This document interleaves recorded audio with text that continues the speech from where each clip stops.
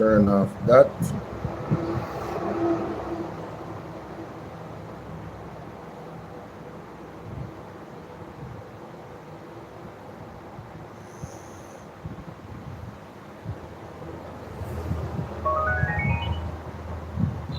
Hey y'all, please remember to hit the like button. I know y'all come in sometimes and y'all forget, but the main thing, man, y'all gotta hit the like button, man, and share the live stream. Come on now, stop playing. Support, support, support. The like button is free, heard? Don't ever believe that a politician is a leader. Don't ever believe that. Because the system that we have produces politicians. It doesn't produce leaders. And so you can have a politician who knows nothing about leadership, and he's leading you. Politicians are concerned about the next election. That's all they're interested in. That's why they cannot be leaders. But leaders are different. Leaders are concerned about the next generation. I want you to compare those two thoughts the next time you have a politician come to your house expenses into one place wanting to vie for your vote. by team. Just ask him, generate reports. What is your vision for my children? I will sit and listen for 20 minutes for you to tell me what it is. He will leave your house. Because he has no interest in your children's children. His concern is to stay in power, to keep the position, to win the next election. This is why they cannot lead. When you are going to have a conversation with a politician, you should actually try this as a test. You, by the way, as a citizen of a community, you have a right to be seen by the mayor. I hope you know that. If you voted for a mayor, the mayor works for you. Therefore, you have a right to see him. You can make an appointment to see any public officer you voted for. Did you know that? That's your legal right. If he don't want to see you, you can take him to court. That's democracy. So I want you to make an appointment to go and see your mayor or go and see your governor and just sit and say, I want 30 minutes with you, sir. And ask him about that list right there. And sir, what is your purpose for being in leadership in this city? What is your purpose? The first question will make him very nervous. Second question, what is your passion for our community? He'll be wondering what you're talking about. What are you talking about? I just want to build roads and bridges and provide jobs. No. What is your passion? And this is why we need to question the leaders we have. And so I have a little thought here. I call it politics versus leadership. Let's talk about it for a second. Number one, politicians focus on programs, not vision. Number two, politicians' priority is securing the next election, not securing the next generation. Their focus is different. Number three, politicians are preoccupied with promises, not purpose. What we need is statesmen. Statesmen. We don't need more politicians. A statesman is an interesting human. A statesman think of the next generation. Welcome, ladies and gentlemen. It's your brother Bolo BNR. I'm live on all my platforms. Bolo BNR, Bolo BNR 2.0, Bolo BNR Clips, and Bolo TV. Yesterday there was a bombshell report that came out about deportees, and of course there was a press conference that was held earlier. I just got up, so here I am, ladies and gentlemen. Parliament has started, but I'm not pay them no mind right now. This thing is too important. I hope they talk about it in Parliament, because some interesting things were said by Mr. Horace Chang in questions and answers. Trust me, it's going to blow your mind if you haven't listened to it as yet, and I'm going to react to it right now. All right. So, ladies and gentlemen, let's get into it. Horace Chang at the podium answering some questions regarding the alleged 10,000 deportees that is supposed to enter into the country. So around those particulars in terms of information that's out there, I guess Horace Chang and the government is here to give us some clarity, ladies and gentlemen. So let's see if things have gotten any clearer since they have done this press conference, or if we are in more confusion. Let's get into it, right? Let's go.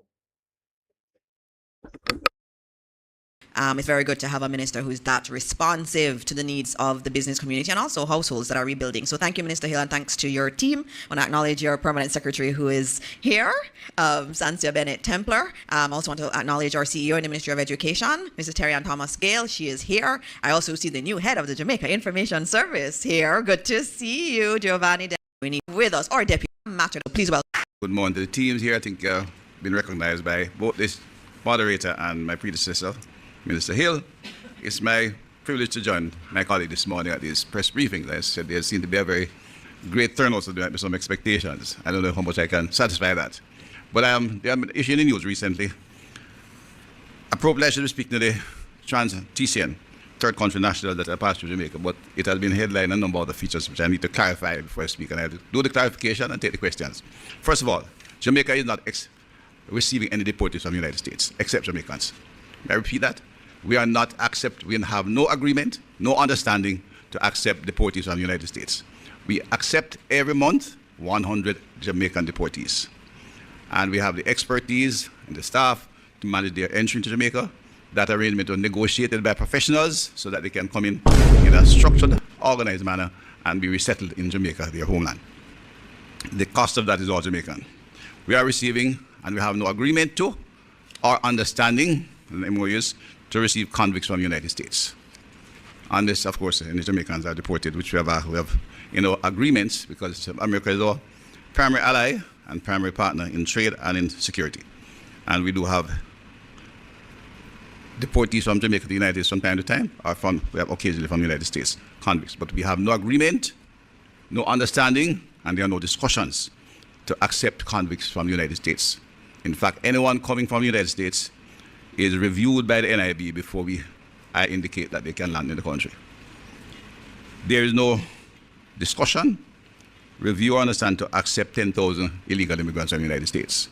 Again, the only illegal immigrants we take from the United States are the Jamaicans who are there. And those conditions are negotiated by professionals from the Ministry of National Security and the Ministry of Foreign Affairs.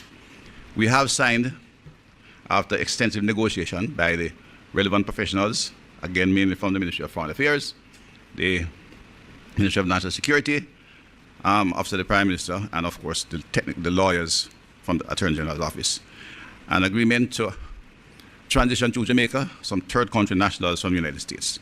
The number is 25. It's an understanding, and at no time will the number exceed 25, because we have the right to refuse anyone at any time. And both parties can terminate the entire agreement without any long-term notice. The process is basically the operational procedure is still being worked out and then being negotiated by the professionals, and it will be some time before we see anyone landing here.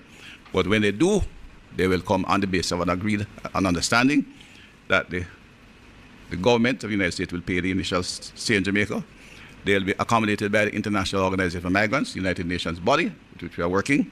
And of course, the Ministry of National Security will deal with the technical legal side. There'll be nobody detained. Nobody with detention. That's part of an international understanding, not a bilateral agreement. The activity to transition them to Jamaica is a bilateral agreement negotiated between the governments who are allies in many areas, and in economy, security, and otherwise. Those are the facts as they are. We are among about number 7 to agree in the Caribbean Latin American region, because our technical team sat down, negotiate all aspects of the issue. We are a small country. The staff to deal with the immigration section, that aspect, are limited, and therefore they have to go through the logistics of it. As I said, we already received just under illegal immigrants. They are Jamaicans, but they still have to go through a process. Already agreements were made between the United States government, Panama, Costa Rica, Belize, Antigua, St. Kitts, and Barbados. And they're discussing with other teams, which they expect to conclude in due course. We have concluded ours, but we don't expect any visitors until, I said, we set off on the operational details, which are not yet settled. And that's a matter that professionals will negotiate and settle, that we can handle them. Any questions? Those are the facts. All right. Thank you. Thank you, DPM. So we're being efficient again, and we've given you the details. You would have seen the press release that was done yesterday. It gave a lot of information in there, and the reason a lot of Want to get the most out of one sheet?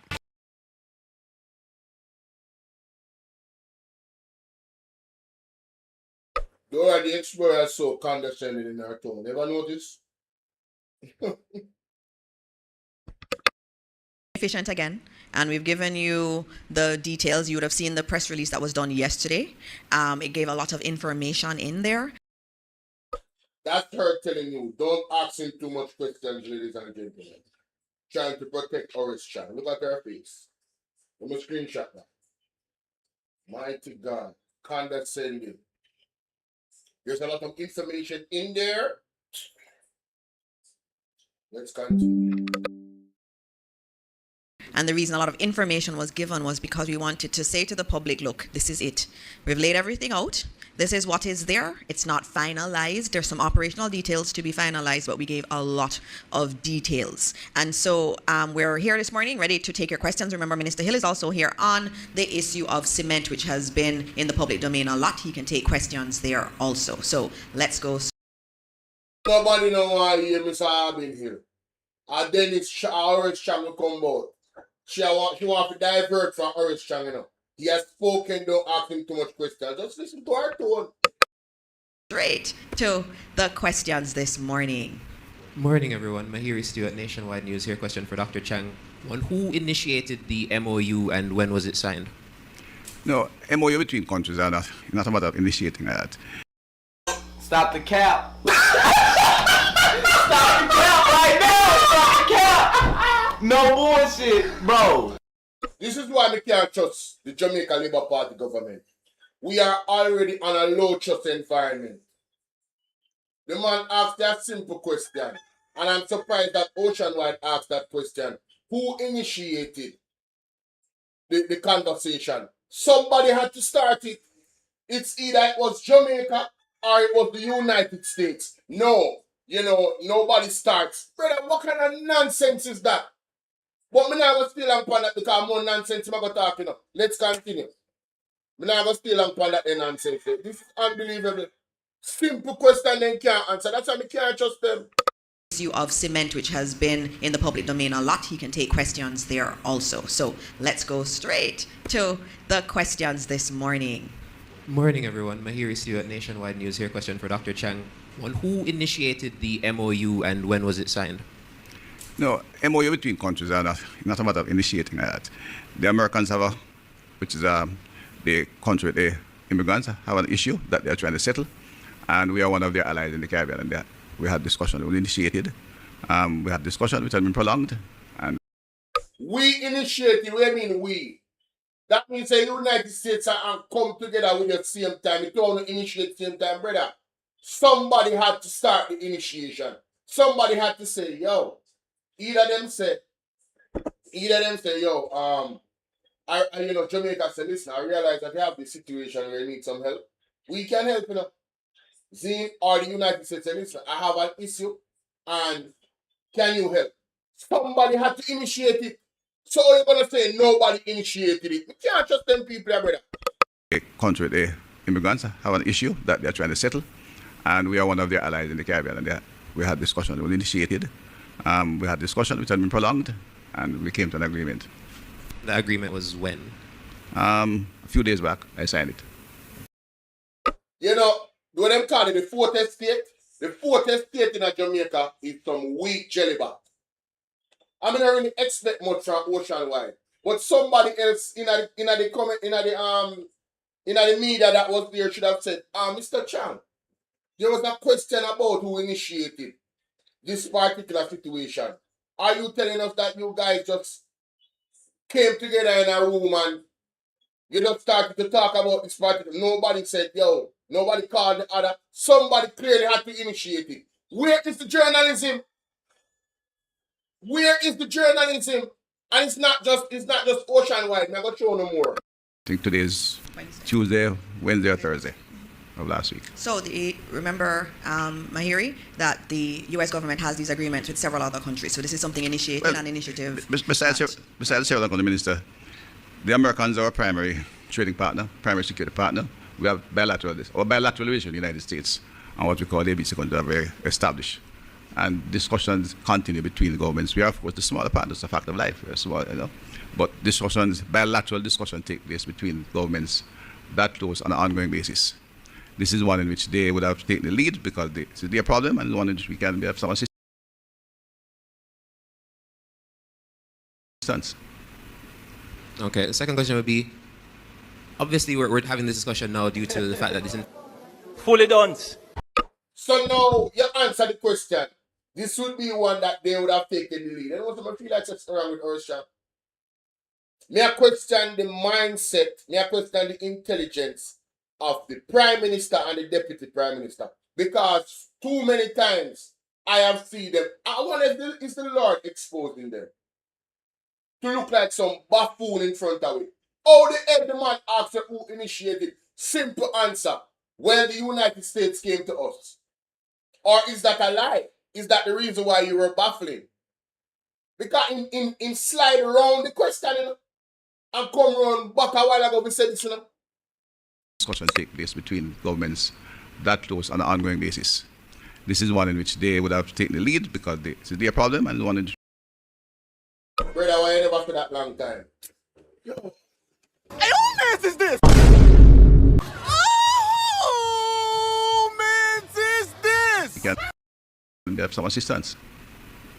Okay, the second question would be, obviously we're having this discussion now due to the fact that this information was leaked, but had it not been, when would we have... The information leaked is different from what I'm talking about. And that's not the problem. You're conflating two things. Some information suggesting that we were in the process of negotiating the reception of 10,000 illegal immigrants.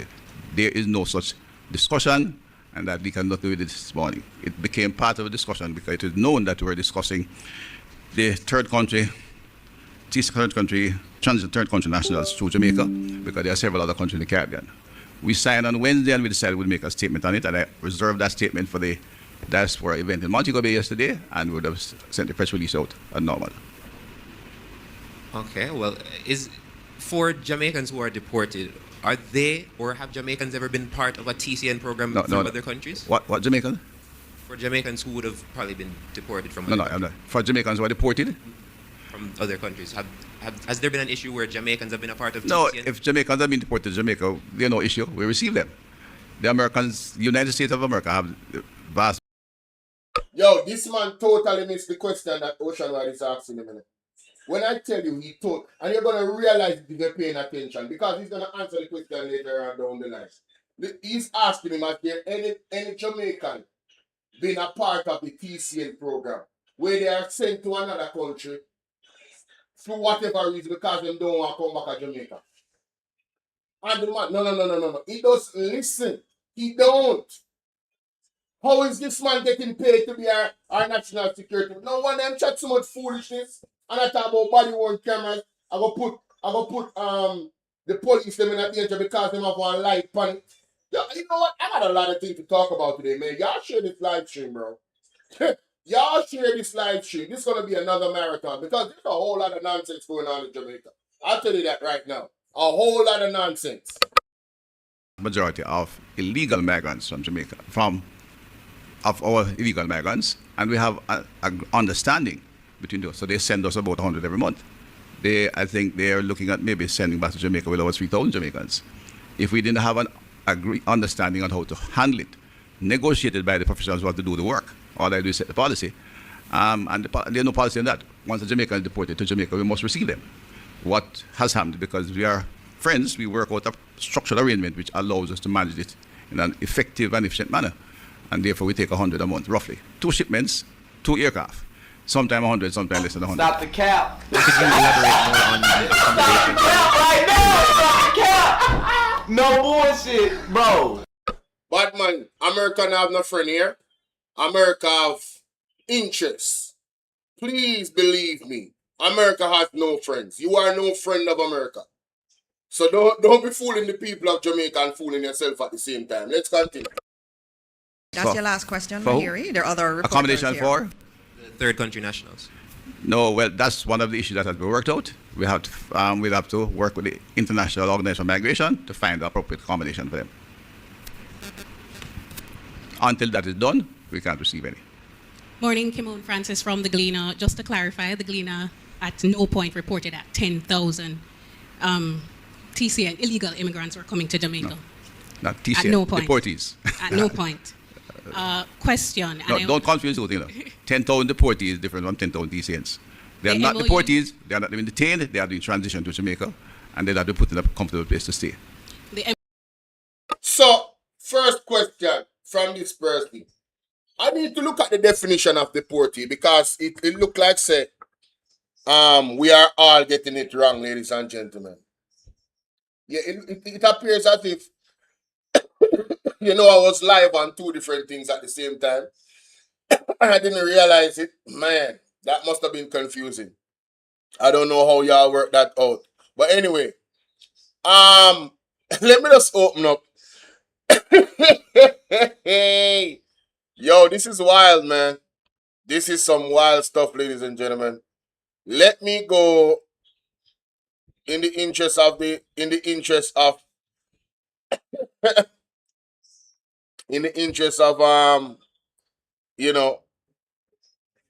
us having the whole thing right. Let us go and look at the definition of deportee because maybe something is wrong with us, guys.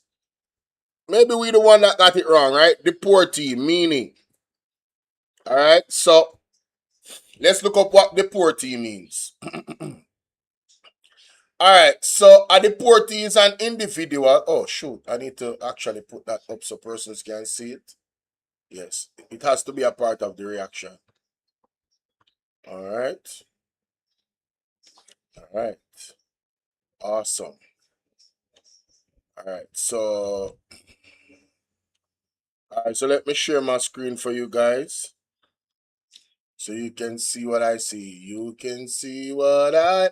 So a deportee is an individual who has been officially ordered by the government authority to leave a country and is being or has been sent back to their home country or another jurisdiction. Now, ladies and gentlemen, I don't know if something wrong with me or something wrong with Oris Champ, but that is the direct definition of the people that is being sent here by the United States. They are being sent to their own country. So how are they not deportees? Oh, no, they're not deportees. Because deportees sound bad. Deportees have a negative connotation. So you don't want to put deportees beside their name. Man, what the hell is going on, man? What can go so? Who mans is this? Who mans is this? No, don't confuse those, 10,000 deportees is different from 10,000 TCNs. They are not MOU deportees, they are not even detained, they are being transitioned to Jamaica, and they have to put in a comfortable place to stay. Bad man, them are deportee.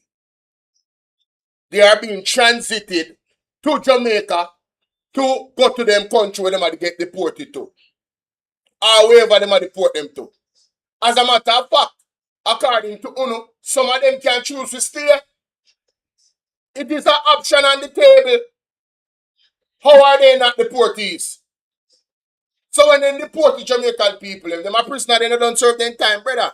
They want to take people for idiot, And the journalists then they laugh for the man before them put them and make the just embarrass them and make the world know so the man them are idiot, brother. And that's enough to do. That's what you should do. No, Mr. Chang, the definition of a deportee is somebody, then what do you actually mean? A foolishness the man attack you. But let's continue, because all it more foolishness the man got talk. The MOU we were privy to that came from the US's embassy classified them as deportees. All right, my friend.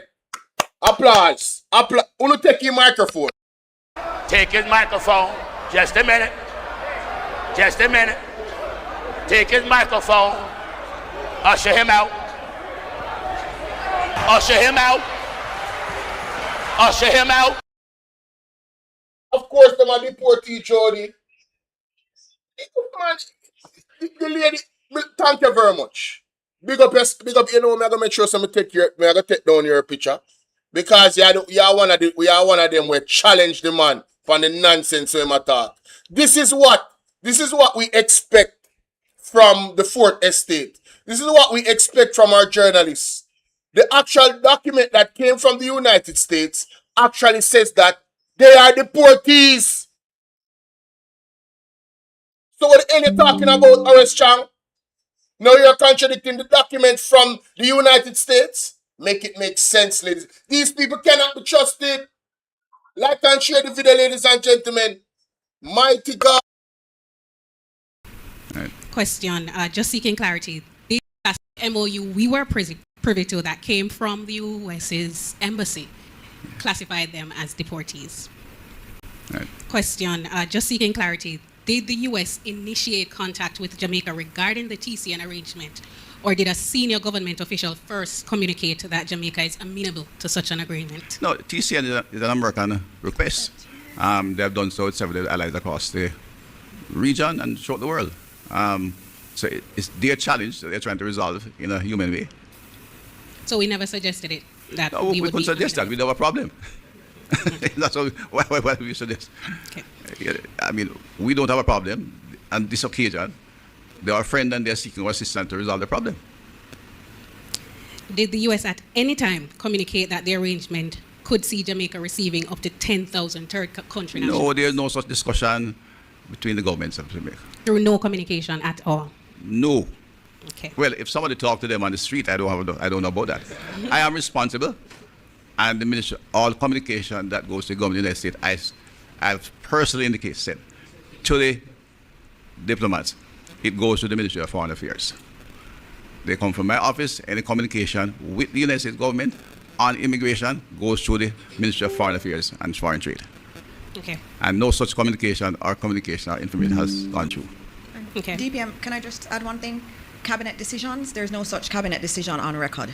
That no too. such cabinet decision. Perhaps, and I've well, gone through all the cabinet decisions. Cabinet they come through me to Foreign Affairs, but again, I didn't get that far. It's just that we have had no such communication. Again, it wasn't a decision. I asked about communication. Right. Why transit through Jamaica and not directly back to their... I like her. I like her. As a journalist, I'm talking. I like her. Please, let him understand, because they're conflating things. You're asking one question and they're answering another.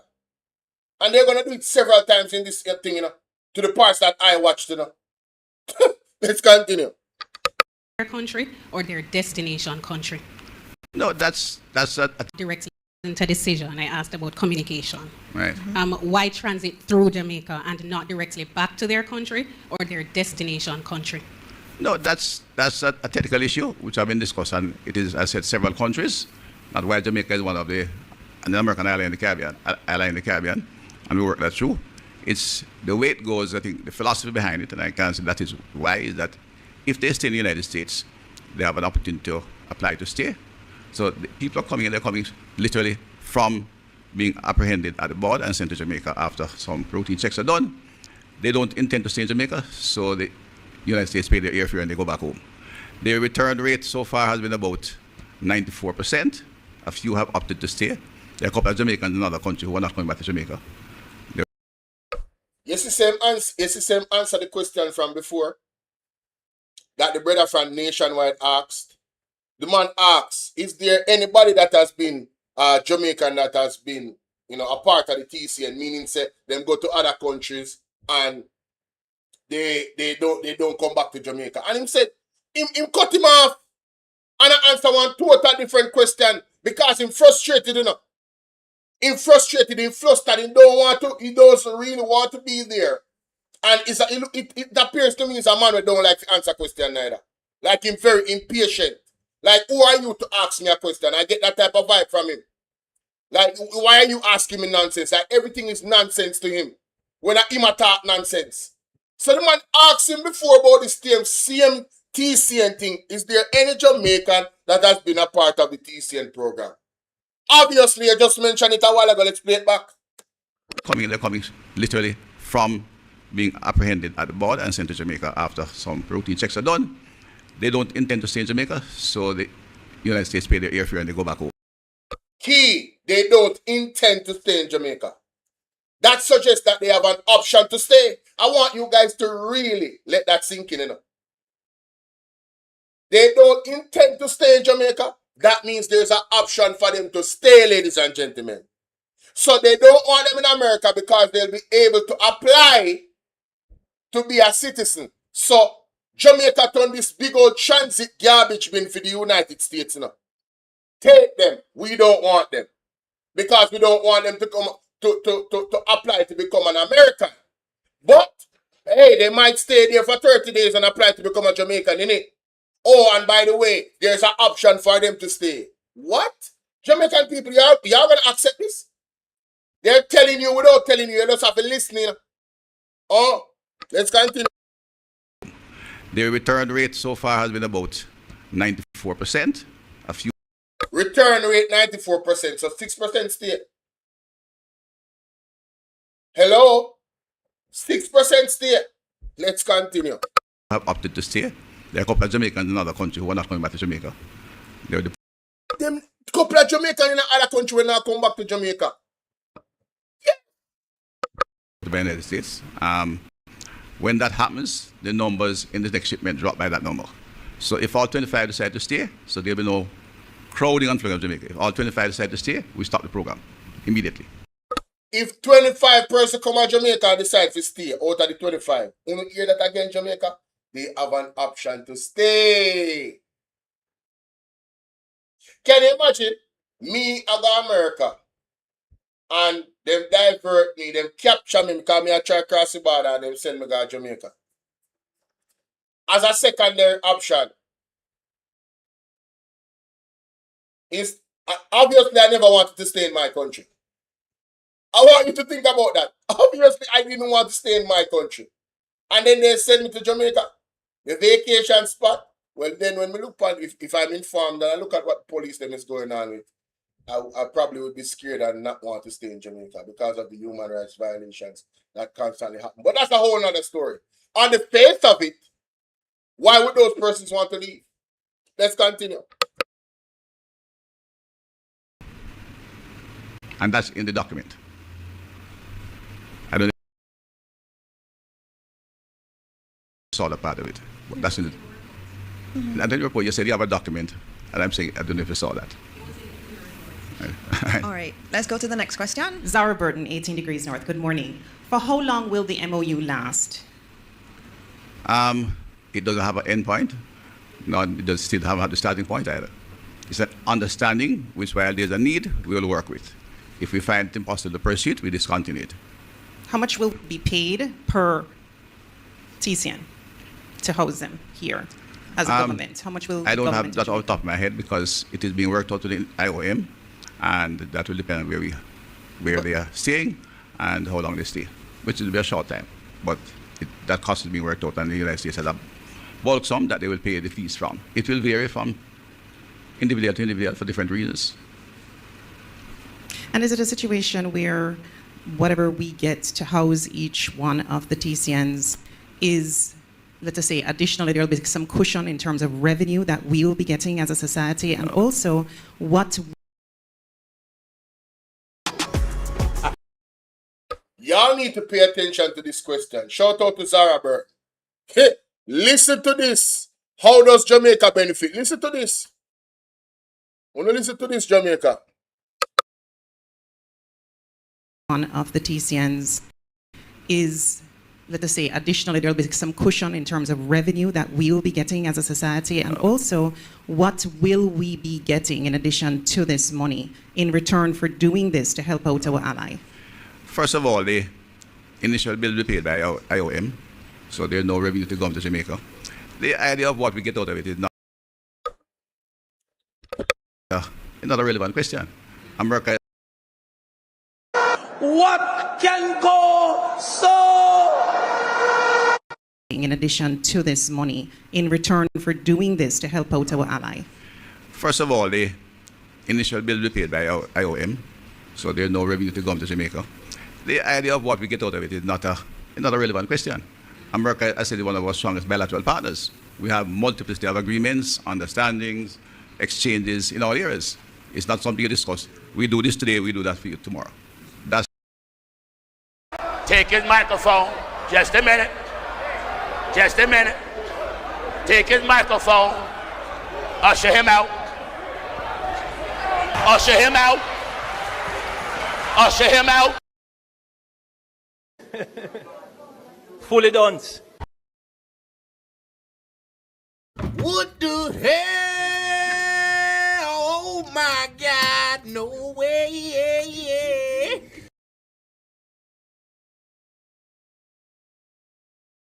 Hey, who mess is this?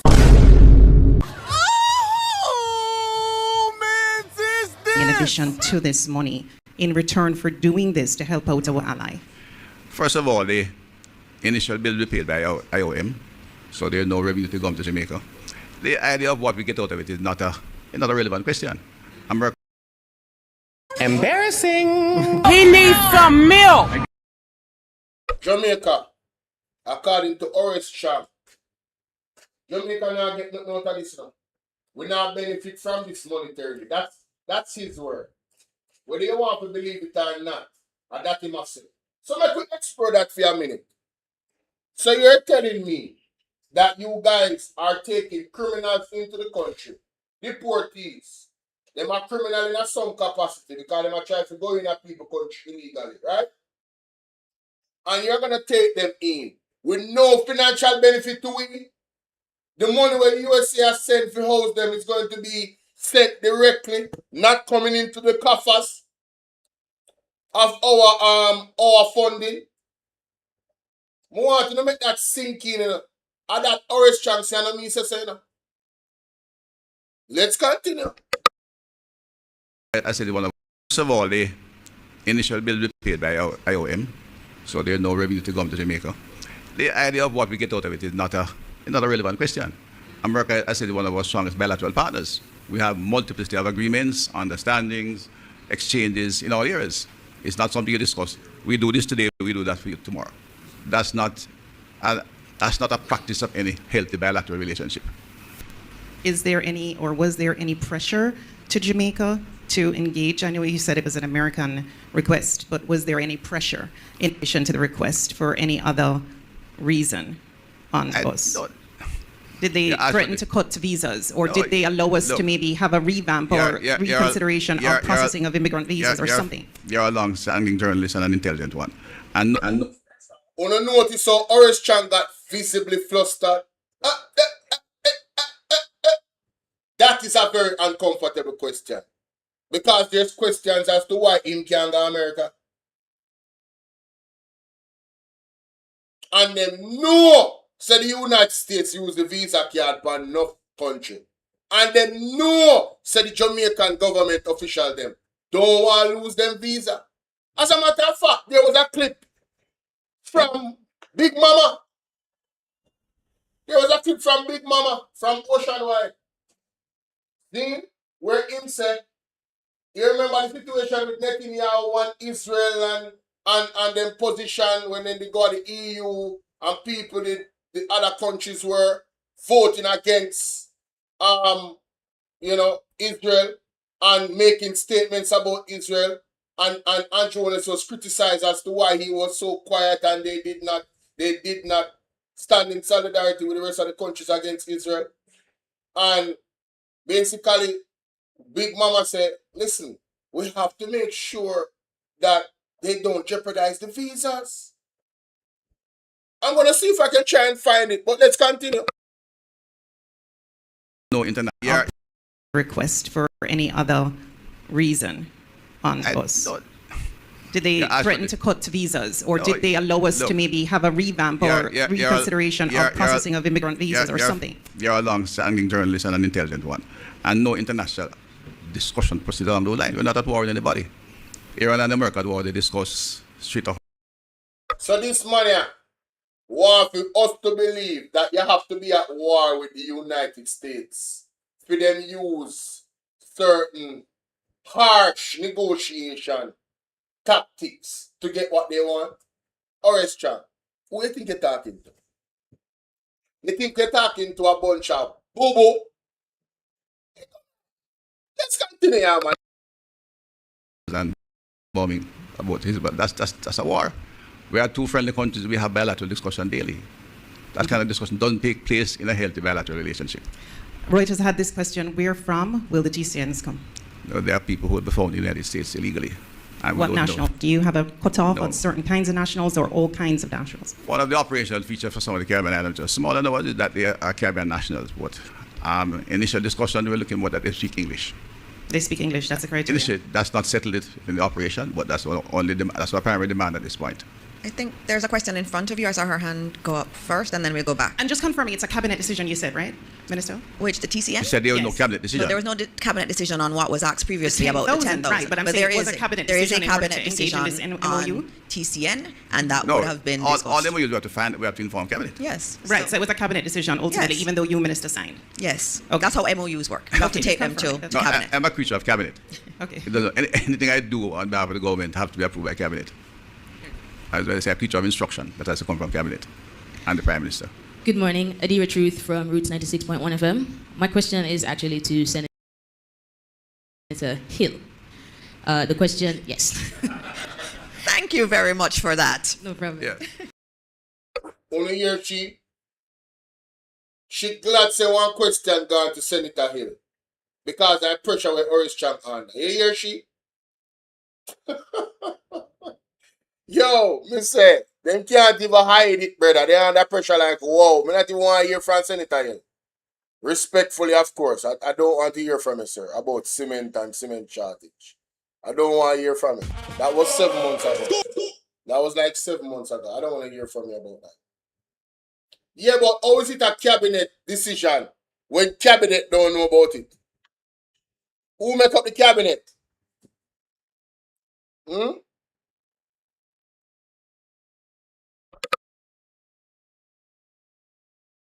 Robin Hill. Sure. Come on over. As an administration, Institutions. it's government and any Human rights problem. Is that also the government's position? Chuck has said, Senator. The specialized prisoner.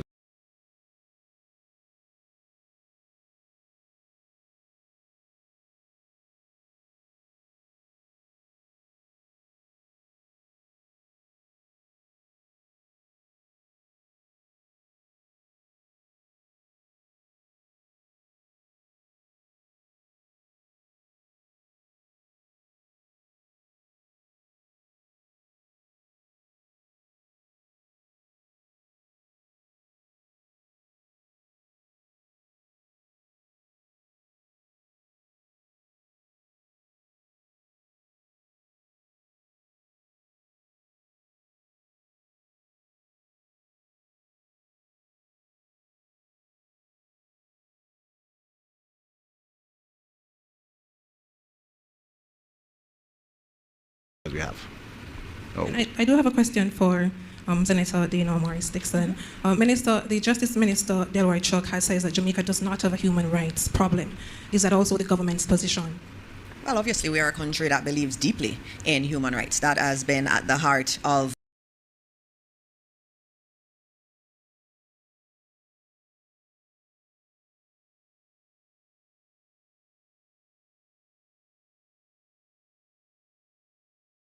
our mandate. And even if you look in our manifesto from last year that we used to tell the public what we were doing, we actually wrote about human rights and how important human rights are in terms of this government. And I think if you look at our track record, that's been very clear that that is a guiding principle of this administration. So I believe this administration deeply, deeply believes in human rights. And I think we've been operating under that premise as an administration. And you see it in the institution.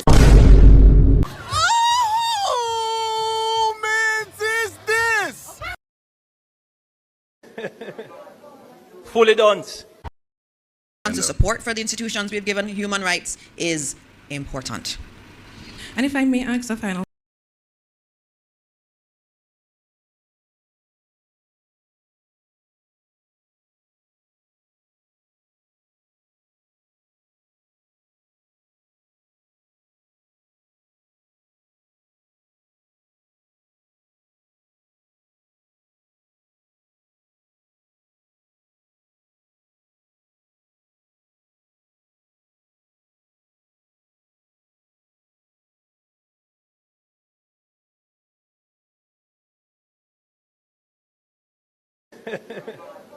Fully done.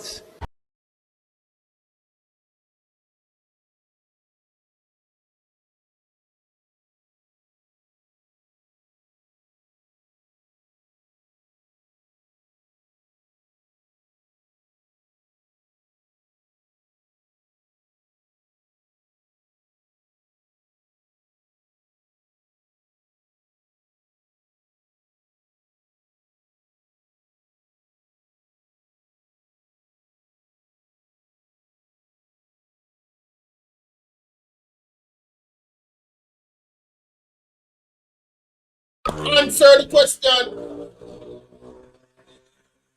Answer the question. It's a very simple question. But you went around the moon. Unbelievable. What an embarrassment. And she's the education minister? Shame. Shame. Question to Senator Albin Hill. Sure. Come on, Alvin. Very important. National limit. Changing thoughts, experience, and find a faith.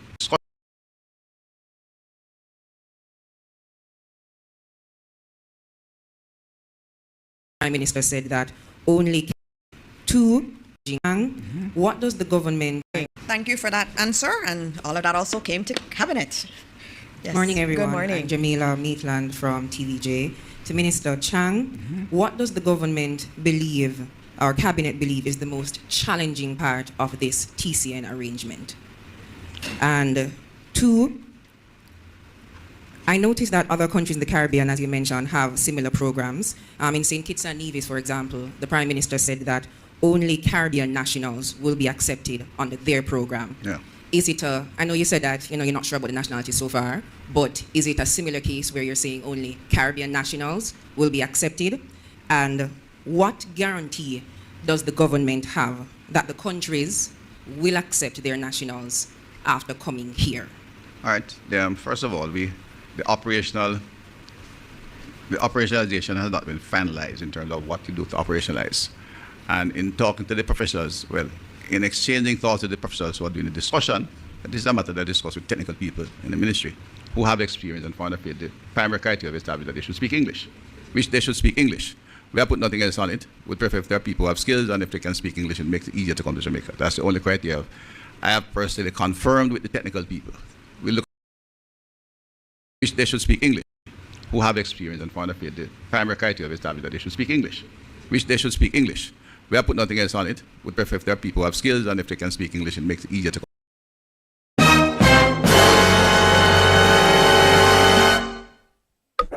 Jamaica. Want to hear what man say a while ago? He prefer if they speak English and they have skills. Emotional damage. Could this be a transatlantic skill trade, workers trade? Let me say it that way. A transatlantic workers trade. Well, it couldn't be transatlantic because it's not like them go across the transatlantic. But why them need skills? Why prefer if them have skills? They want them to come work at Jamaica? Da-da-dee. Hey, me tell you what I'm saying now.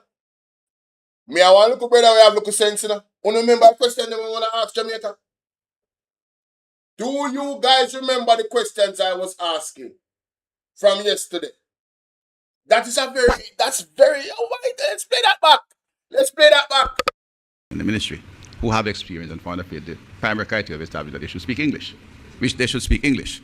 We have put nothing else on it. We'd prefer if there are people who have skills and if they can speak English, it makes it easier to come to Jamaica. That's the only criteria. I have personally. So, the new workforce is coming from America through the TSN, it appears. The people to replace you, Jamaica. The people to replace you. Mighty God. So now the police, them can go and eliminate some youth in the street. And then, them can catch some other people who have skills to come replace, or replace we. Yeah. I'm not put myself in that. Yeah. But just labor rights? Yeah. Let's continue. So they confirmed with the technical people. We look at other things. Jamaica is bigger than St. Kitts, and therefore we are like a more metropolitan country. We have Spanish tourists, we have German tourists, we have Japanese tourists. So the likelihood is that we'll get third country personnel from across the globe.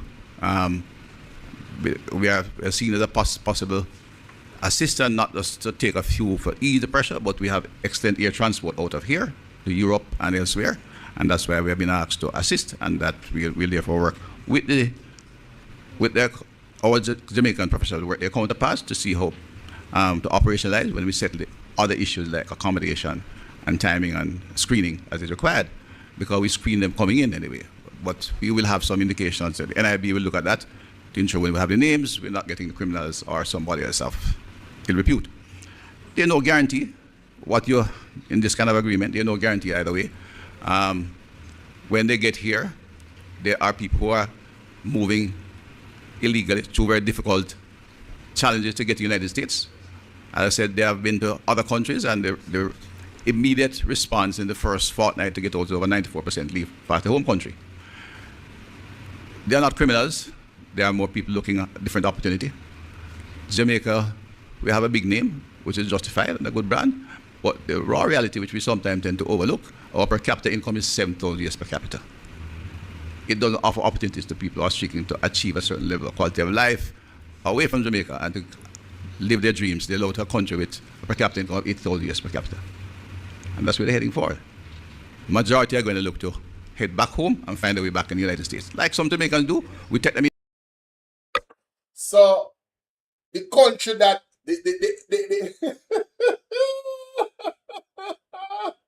hold on, let me gather my thoughts. This is hilariously embarrassing. Hold on, wait a minute. Wait a damn minute, man. Let me save this to draft. Wait a damn minute. Hold the phone. Oh my God. Let me play that again, bro. Let me just play that again. This is wild. Let me play that again. Damn. It's that bad, son? It's that bad. Wow, man. Sheesh. Lord have mercy. Achieve a certain level of quality of life away from Jamaica and to offer up time to. We have a big name, which is justified, and leave past the home country. They are not criminals. There are more people looking at a different opportunity. Jamaica, they are not the first fortnight to get out is over 94% leave past the home country. They are not criminals. There are more people looking at a different opportunity. Jamaica, we have a big name, which is justified and a good brand, but the raw reality, which we sometimes tend to overlook, our per capita income is $7,000 per capita. It doesn't offer opportunities to people who are seeking to achieve a certain level of quality of life away from Jamaica and to live their dreams. They love to a country with a per capita income of $8,000 per capita. And that's where they're heading for. Majority are going to look to head back home and find their way back in the United States. Like some Jamaicans do, we take them in this week and they find their way back to the United States next week. People are doing that kind of activity. That's how they behave. And when we, in the real world, as government, we have to take decisions based on what we see as best practice.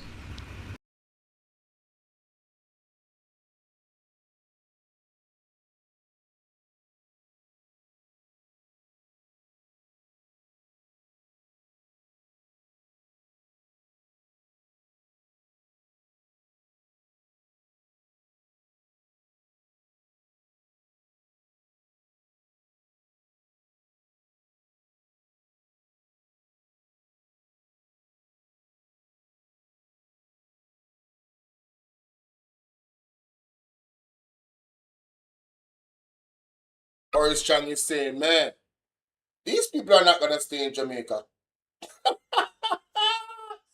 Yo, this is so embarrassing and sad all at the same time. I guess, guys, we should be just comforted of the reality that these people would not want to stay in Jamaica because the opportunities that they seek would not be here. So rest assured, ladies and gentlemen, these people that are deportees, whether criminals or not, that is coming from through the TSN program, they wouldn't want to stay in Jamaica because the opportunities are not here. Wow, this is embarrassing. I don't feel that way. And I think the labor right should feel that way because of them they in a power. They feel that way, man. Not true. Mighty God. We can't make guarantees. All right. And I said, the other countries where the per capita income doubles ours, they have moved, I said, 94% moved within 2 weeks. And I said, the understanding is, if they stay here, we don't take any more. And make that very clear. At extreme end, if 25 say, the first 25 come and say, we're staying in Jamaica. You may not have the income, you may not see the jobs, or they met a professional, like the one Jamaican professional who is staying where they are. They have no interest in coming back to Jamaica. They get a job and they actually get a pace compared to Jamaica, but they want to stay there. They may say that. If 25 come, then the program stops. I repeat it. If the 25 come and say, we're staying in Jamaica, the program stops. Ceases. Immediately. All right. I believe we have Liver now. Good. Morning, everyone. Liver and Barrett, the Gleaner Company. Minister, I wanted to just pick up. My question is right where you left off just now. Given that the agreement is now signed, can you tell the people of Jamaica what framework the government has put in place to ensure that none of the TCNs that we accept, that they don't leak into the Jamaican society? That's one. No. And two, Minister, can you sort of explain the difference in the handling of a TCNs as against the handling of the Haitians when they come here? The TCNs are being brought here under understanding we have worked out with the United States government, and then they are handled in conjunction with the IOM. Haitians are coming here illegally. They are all illegal migrants. And we take positions to return them to their home as quickly as possible, directly. We don't have to send them to a third country. Those who stay apply for asylum, and we have to keep them in a place of, so we have to detain them until then. We don't detain TCNs. They're transitioning, or literally transitioning through the country. You go to an airport, and you're transiting on it, you wait a flight to the next one. If you land. Technically, it's almost similar to that. So the Haitians who are here, their cases are in court. Some have gone as far as they go to our courts first, and they go to the international courts, and they seek to get asylum. If they receive asylum, we keep them. It's international law. If they fail to receive asylum, then we send them back home in the nearest. Well, the best way we do it, we use our ships and send them back home. Two different things. We have a set of people coming from a friendly country, which we want to negotiate an understanding to bring them here and transit them to their home country. Haitians are coming here illegally, and we treat every other illegal migrant. We get illegal migrants from Pakistan, if I recall, recent ones, and other countries, and we send them back on the next flight. We get illegal migrants from the United States. Sorry. In relation to what? How do they leak into Jamaica? No, what are the safeguards? It's not about the leaking. We have received them in the country. Our status. They're here. They're not leaking. If they choose to stay, then we have to deal with it differently. Well, not differently. If they choose to stay, then they will have to apply to our courts for asylum. You're one sentence away from launching your website. Me account now, listen. Asylum status, and if they get asylum, to apply to our courts for asylum status, and if they get asylum status, we retain them. If they don't, we send them home. At that time, we'll have to send them home at our cost. All right, so I'm going to take... So hold on a little bit. That is very interesting. So if they decide to stay here and they apply and that doesn't work out, we have to go pay for them garden yard? God. Jamaica, this is all types of madness. This is all types. Let me play that again. Wow. If they choose to stay, then they will have to apply to our courts for asylum status, and if they get asylum status, we retain them. If they don't, we send them home. At that time, we'll have to send them home at our cost. Our tax dollars. Our tax dollars now. I forgot to send them home. More of that sinking, more of that soak and marinate. Don't make that fly over on head, you know. Why you think, hey, me never listen to party, but that one that shake me up, me not lie. All right, so I'm going to take Crystal. Crystal, you're the last question. Okay, yes, and my question is for you, name Senator. and My name is Crystal Williams from CVM News. Sure.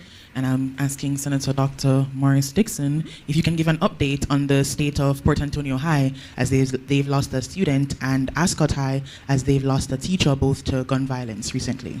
Yes, no, that's, and you have the Minister of National Security and Peace here, and it is something that is affecting our school community big time, and that's why when we see the decline in the murder rate and crime generally, we in the Ministry of Education celebrate, because it means less of our children are affected, less of our families are affected. Our children are experiencing a lot of trauma in their homes, through violence in the home, and also in their community. Yo, this lady doesn't answer the question. Her mind is wired to protecting the image of the government. You see, recently, when you look at the crime rate going down, that's not the question. No, but you like they have no emotional intelligence. A teacher died. That's not how you answer that question. What is wrong with this lady, man? You don't start out answering the question talking about nobody cares about the murder rate, brother. You know much people that died even by the hands of the police that don't come in the news? Not everything comes in the news.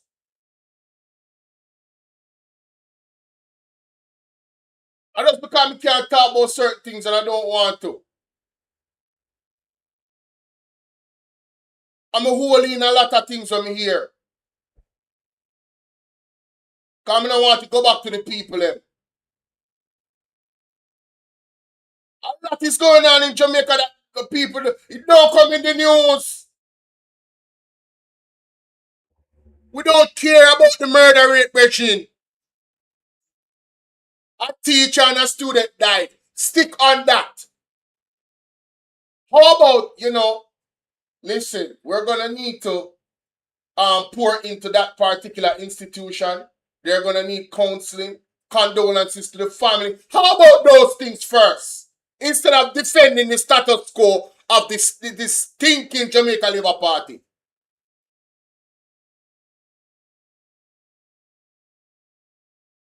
Disgusting, man. I'm so sick of it.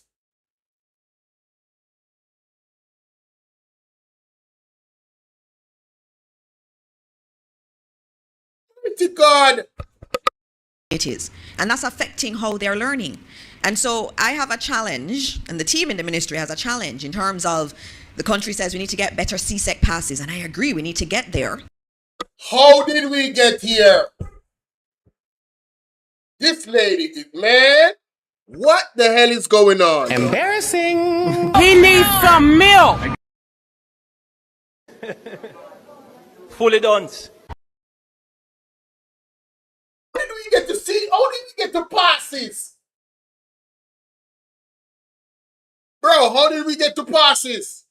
How did we get here?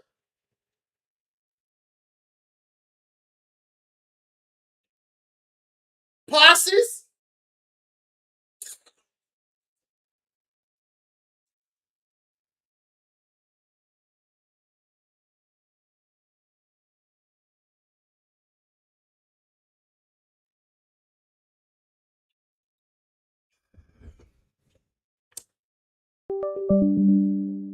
Alright, guys, so I think that's all for Horace Chang. I don't think he answered any more questions. Let me skip past this lady because I don't. Yo, Judge. Let me see. Lord have mercy. Lord have mercy. School violence is something we recognize the problem.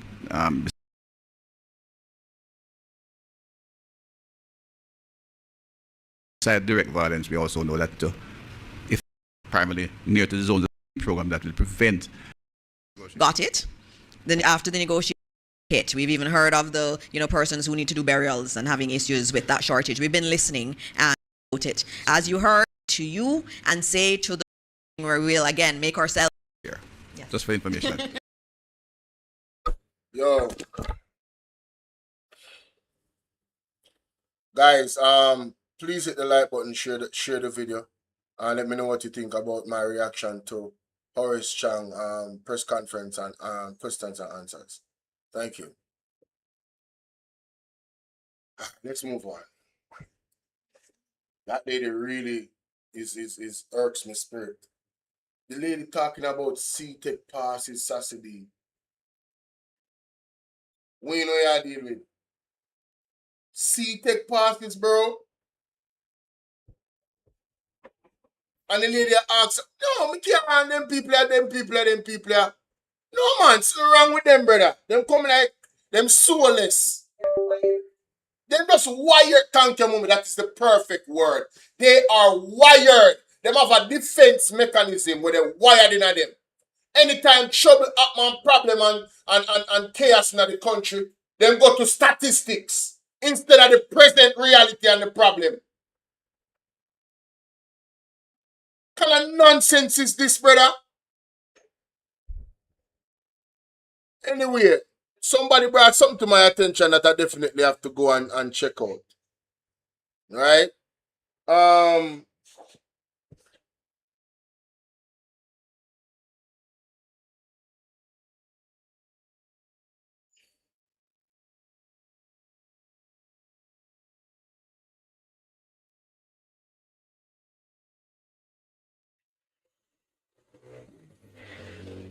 Yeah, somebody reached out to me.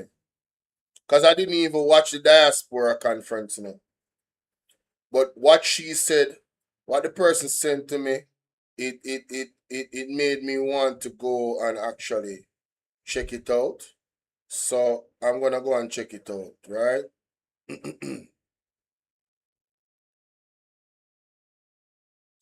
Man, I cannot believe this, ladies and gentlemen. Cannot believe this.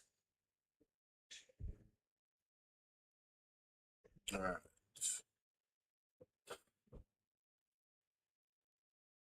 This is just the lady talked up. Boy, I don't know, man. I don't know.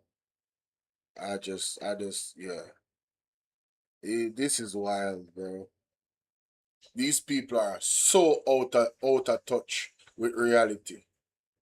All no minute hear the lady say nothing. In the first minute of her response, she said nothing about the actual issue of the student losing their life to gun violence. The lady went all over the damn place. And she did it before in another one, when she was asked a question, and I highlighted it. She never answered the girl.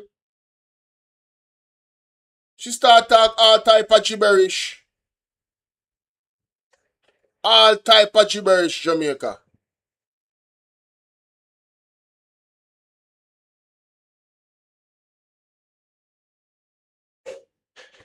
Give me a second there, man.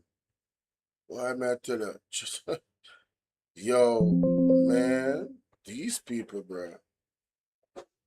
These people are a cancer in our society.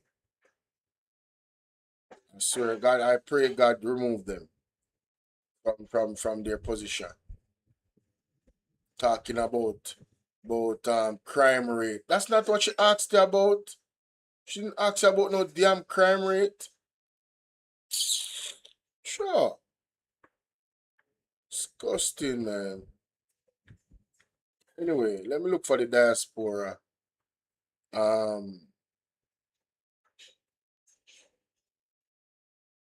Here with them people are. This is the largest investment Jamaica has made in community roads in its history. Madam Speaker, I want the country to understand clearly what Spark is and what Spark is not.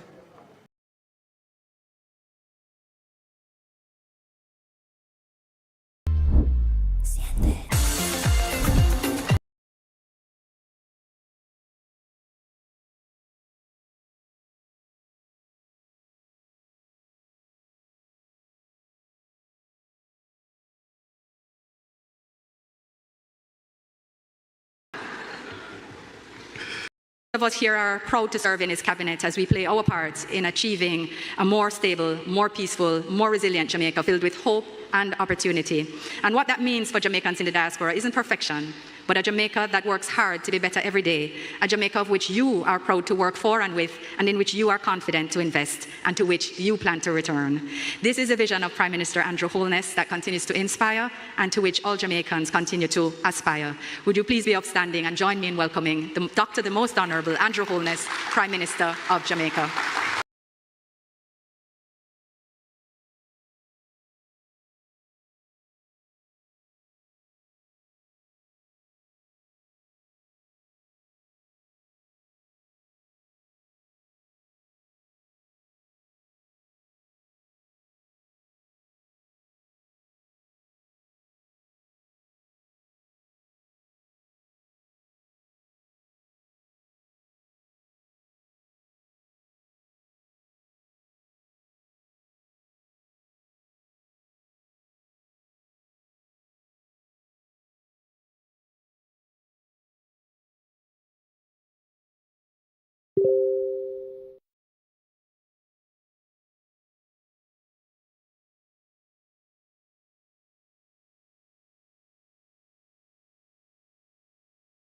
All right, so ladies and gentlemen, I got a message from one of my subscribers, one of my supporters, in regards to the diaspora conference and Andrew on his speech versus Mark Golding. So here we go. I want you to listen to what she said. Then I'm gonna play Andrew's speech and then play Mark Golding's speech and then give my reaction based off what she said. Right? I'll give my own opinions on it. I know persons are going to say, Bolo, good morning, that Andrew Holness did not shake Mark Golding's hand at the diaspora conference. But they don't understand the God that we serve. And before she go further, I am happy he didn't shake his hand. Smart man, Mr. Mark Golding, smart. Do not shake them hand. All right? Yeah, man, stay clean, my general. my discerning spirit is that the mark that is on Mark Golding, Andrew could not touch him.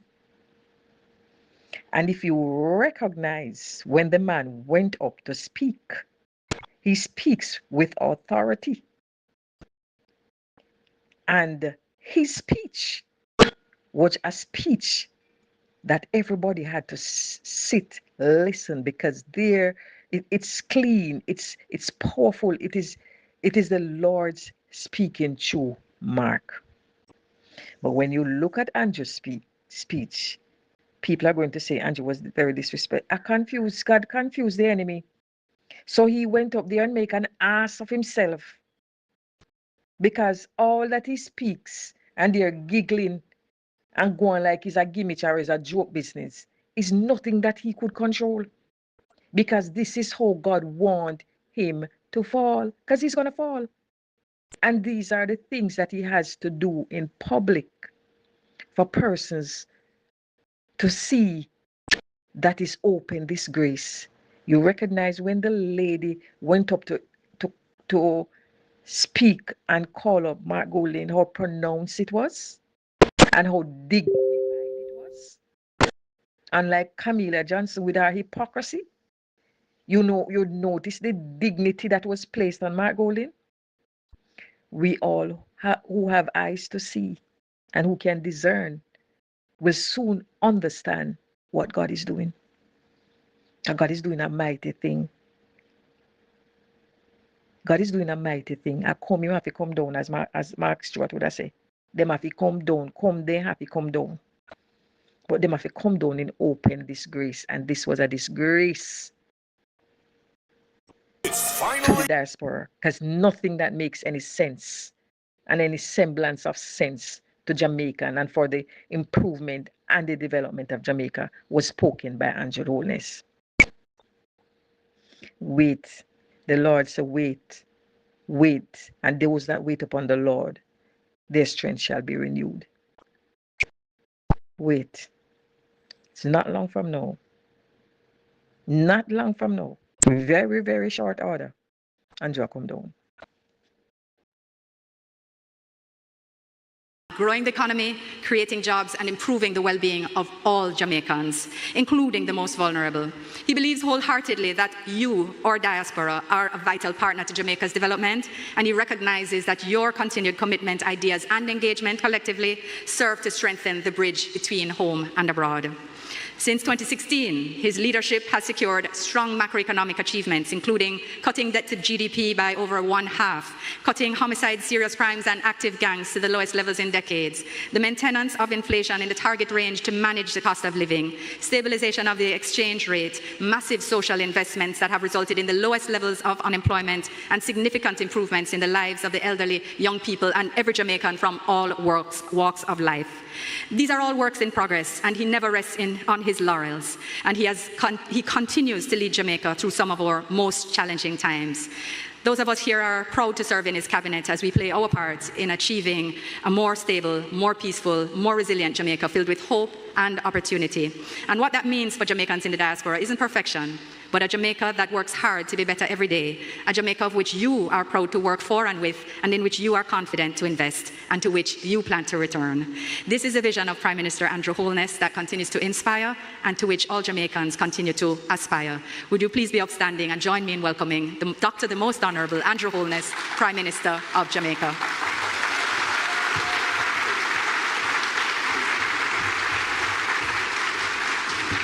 Stop the cap. Stop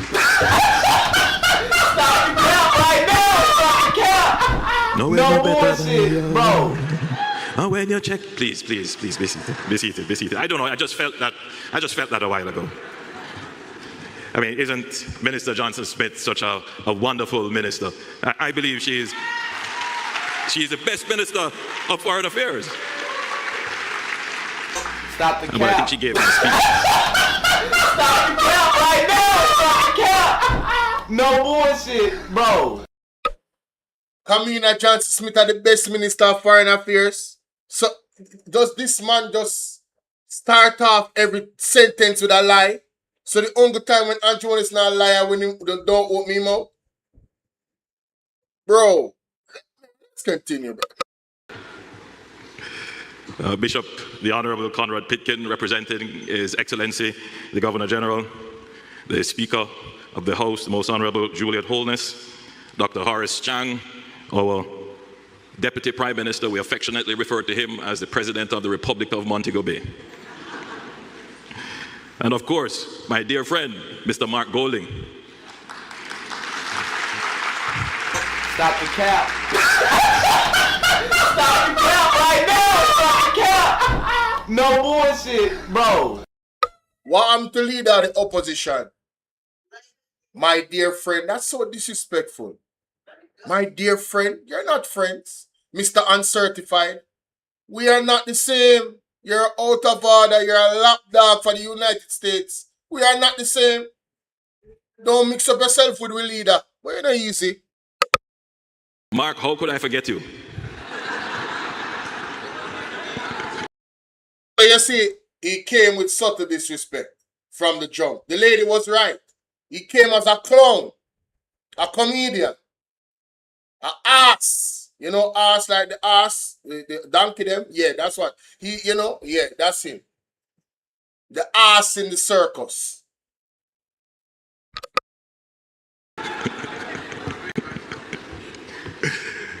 You know, it was not always the case at these events that the leader of the opposition was invited to speak. But as this event evolved into more of a national event rather than a government-sponsored event, it became the protocol that the leader of the opposition, which is a constitutional position, quite a unique thing in constitutional innovations, to have the office of the leader of the opposition written into the Constitution. So Mark, we can never forget you. And we're always happy to have you here as leader of the opposition.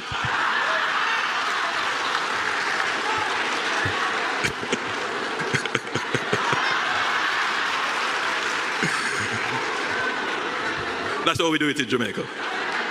That is the strength of Jamaican democracy. Don't let anybody fool you. Don't let anybody fool you about Jamaica's democracy. There is no other country whose democracy is as strong as Jamaica's. Believe me when I tell you that. Stop the cap. You know, I've always said that Jamaica is the first black democracy. Bullshit, bro. Stop lying! Stop lying! Stop lying. Stop. This dictatorship state, this police state under Andrew Onis, what democracy? Where? We're not even suffering, much less. Don't let anybody fool you. Don't let anybody fool you about Jamaica's democracy. There is no other country who, you know, I have always said that Jamaica is the first black democracy in the world. This almost feels illegal to know if you're a Why advertisement coming right time? Because we can't endure so much nonsense, young. And I have not been contradicted successfully so far. But it is the truth. It is something that we can be proud of. And listen, democracy is not a sanitized exercise. It can be brutal. But many of you are from countries where the brutality of the democracy is probably worse. So you well understand that what you read in the papers and on social media, it's just part of the democracy. So let me welcome you all back home, back to Jamaica. I am very happy to see you, and I'm very pleased to see a super packed room. I mean, you look good. There is an energy among Jamaicans, and you can feel it even before anyone says a word. It's warmth, it's spirit, it's the memory of collective struggle, it's the swag, it's the assertiveness, it's the ambition. I think that's the word that describes us, ambition. And I feel it and see it in this room. Over the past 8 months, Jamaica has carried grief, loss, worry, and hard work. Hurricane Melissa tested us, but the Jamaican spirit held strong. When Melissa made landfall on October 28 last year, it came as a Category 5 hurricane. It's the strongest storm to have hit Jamaica, and it is the third strongest hurricane on record. In a few hours, communities built over generations were wiped out. The call went out, and you answered. From the United States, the United Kingdom, Canada, Panama, all over, wherever there were Jamaicans, wherever you planted roots, you responded. You sent funds, you organized relief, you spoke up for Jamaica, you called home, and you checked in. That made a world of difference. So before I speak about plans, programs, financing, or reconstruction, I want to begin with the simplest thing we do in Jamaica, which is to express gratitude. Thank you. Let me see the real Jamaicans who understand that. That's what my grandmother used to say, thank you. So, thank you.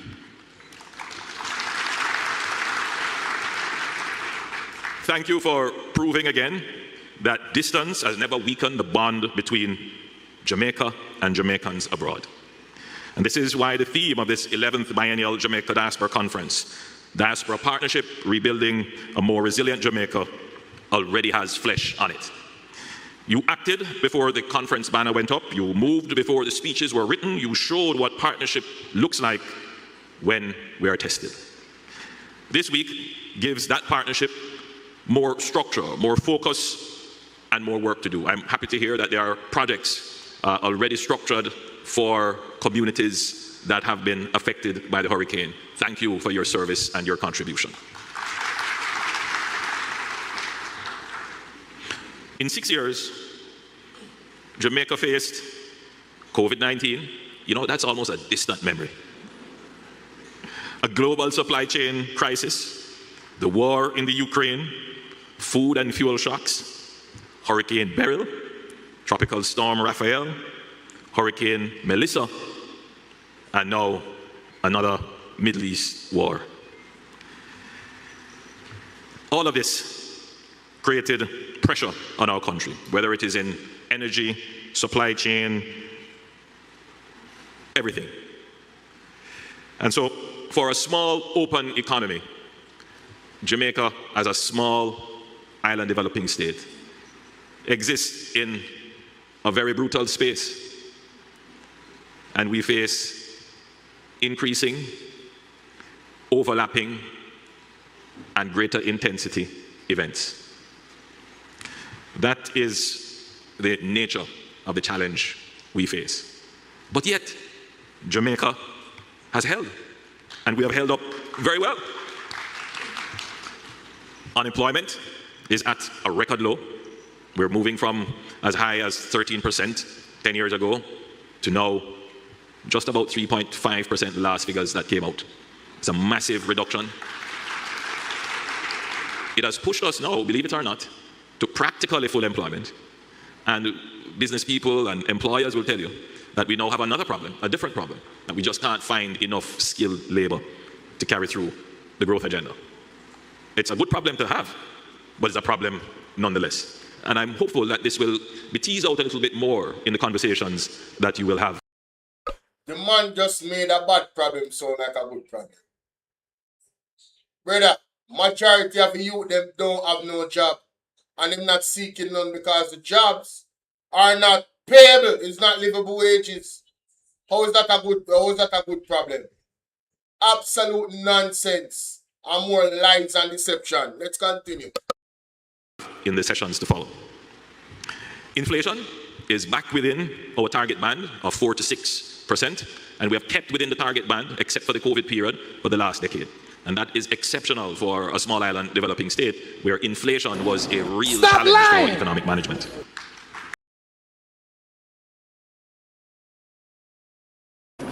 Stop lying! Stop lying! And developing state where inflation was a real challenge for economic management. Stop! No, I don't know what mean about the speech cut off this and not a PBS, and I'm so happy. Let's move to the real general here, man.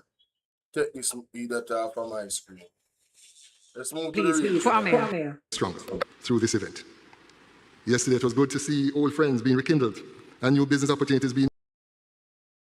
I am indeed humbled by our unity and Ministry's Department. We will work towards.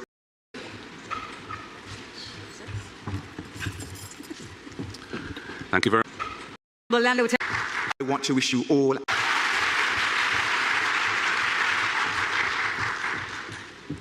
And we say thank you, Honourable Minister. Ladies and gentlemen, one more time, please, for the Honourable Lando Terrelon, our Minister of State in the Ministry of Foreign Affairs and Foreign Trade. And we must apologise for the error in print on your programme. It has an omission of our next speaker, but the correct version is in our official magazine. Democracy thrives when there is collective commitment to national development and a shared vision for progress. And today we are grateful to have Jamaica's opposition leader and Member of Parliament, Mr. Mark Golding, who will now bring his remarks. Please make him welcome.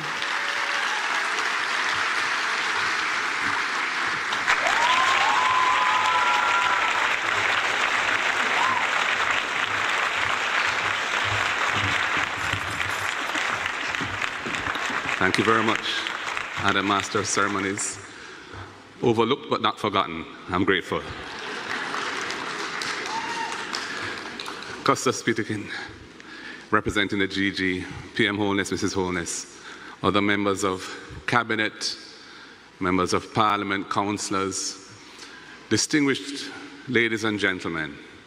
It's indeed a pleasure to stand here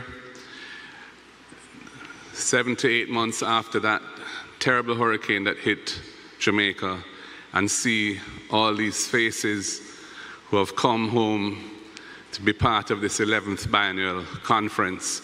The room is full and the vibe is good, and I'm very happy to be part of it.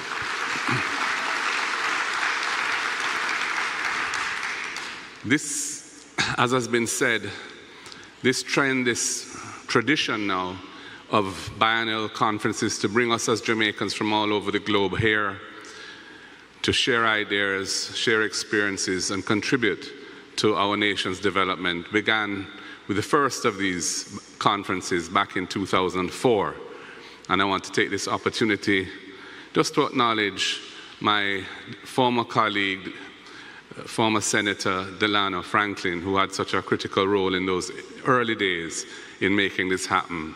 It's good to acknowledge him at this time. I dare say there may be persons in attendance who were at the very first biennial conference. I see a couple hands acknowledging that. Enough respect for being here still. It has been said many times and in many different ways, but the reality is that Jamaica and the Jamaican family, we are a global people, and our country is blessed with this large reservoir of talent, of resources, of persons with a strong emotional connection to Yard that we call the diaspora. Yes, you are the most important source of Jamaica's foreign exchange supply, with higher net foreign exchange earnings than any other source. And not only are you a source of foreign exchange, but you are de facto the most important social safety net that keeps Jamaica and Jamaican society on an even keel.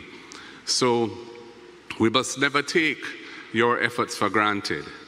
And the fact that you are here today indicates that you wish to be part of the national development of Jamaica.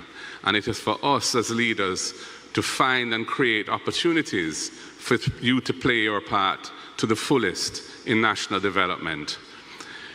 I know, for example, that public boards would benefit by your participation, and I would encourage mechanisms to be established to facilitate your presence and participation on public boards in the country. There are over 100 of them, and they cover a wide array of very important activities. This is where you can contribute to the governance of the nation without the need for any new legislative arrangements and so on.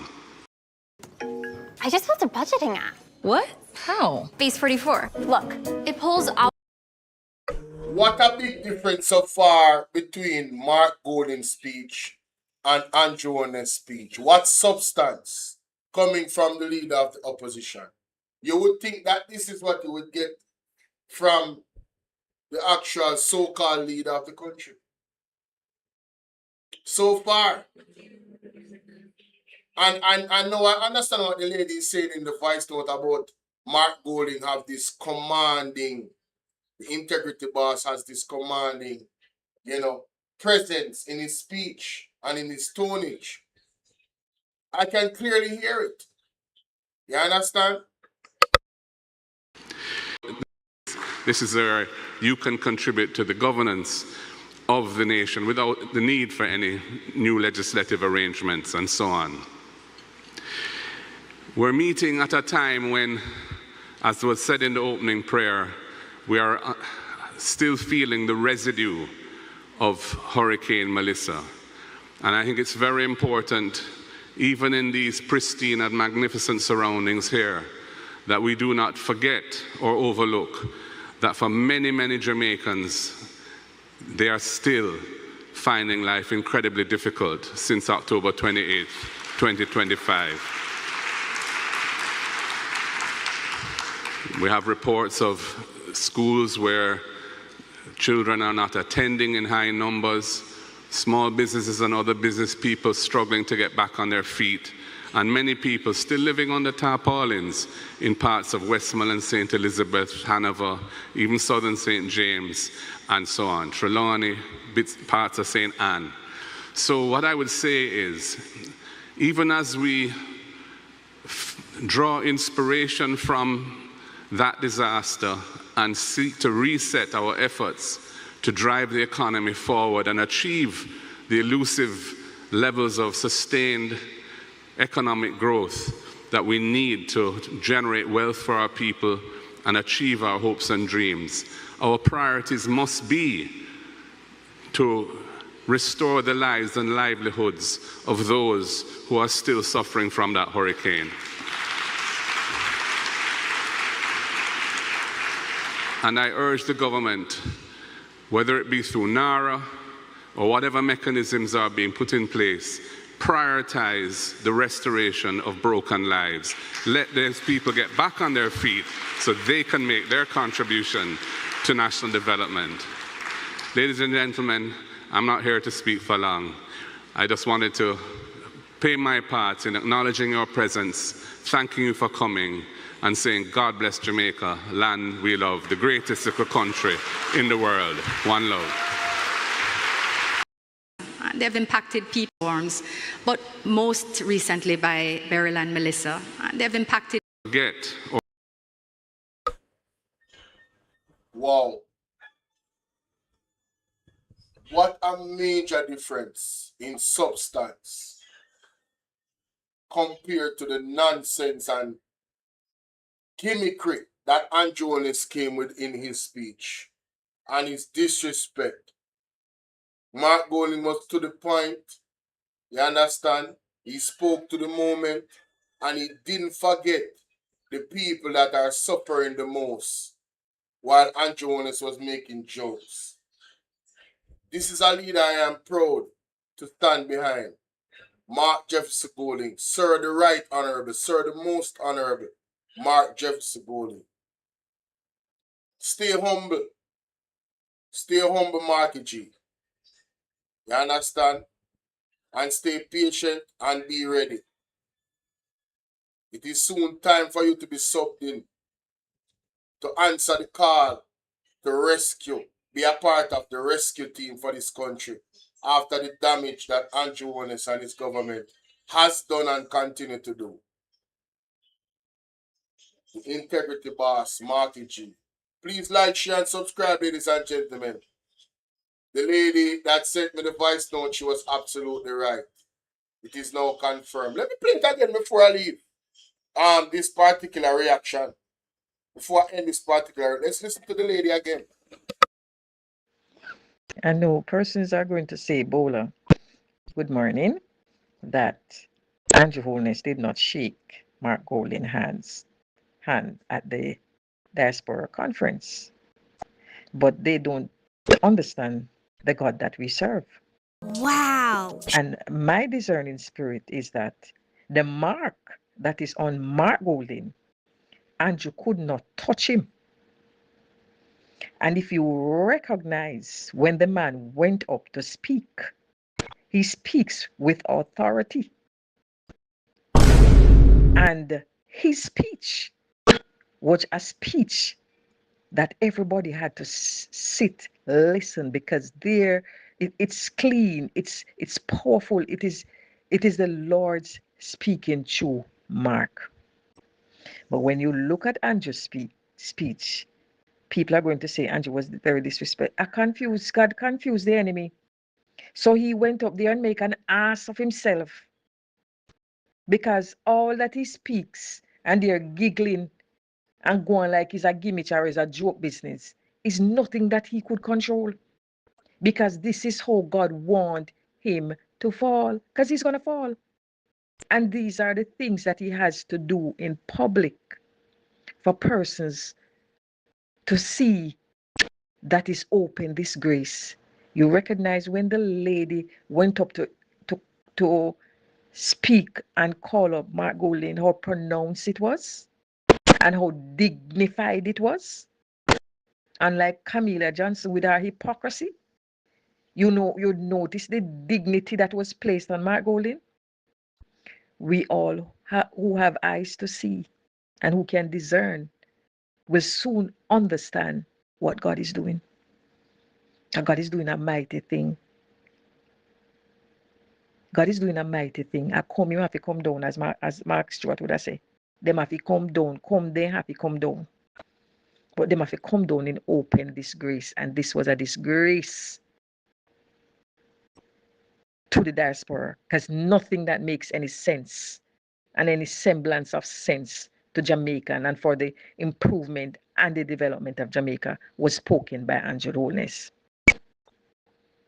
Wait, the Lord said, wait, wait, and those that wait upon the Lord, their strength shall be renewed. Wait, it's not long from now. Not long from now. Very, very short order. Andrew come down.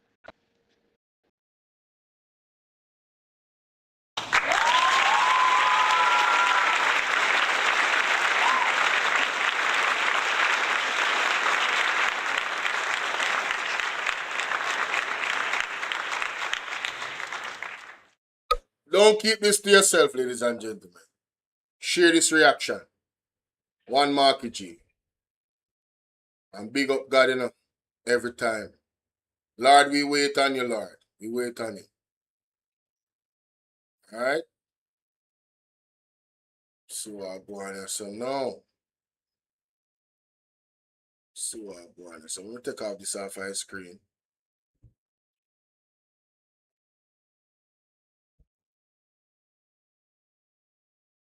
Let me. Alright. On.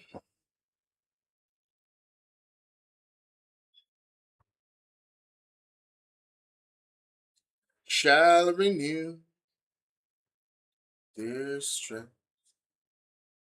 They shall mount up with wings like eagles.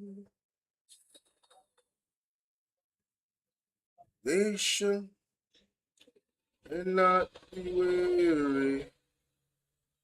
They shall and not. Teach me, Lord. Teach me, Lord, how to wait. Teach me, Lord, how to wait. Teach me, Lord, how to wait.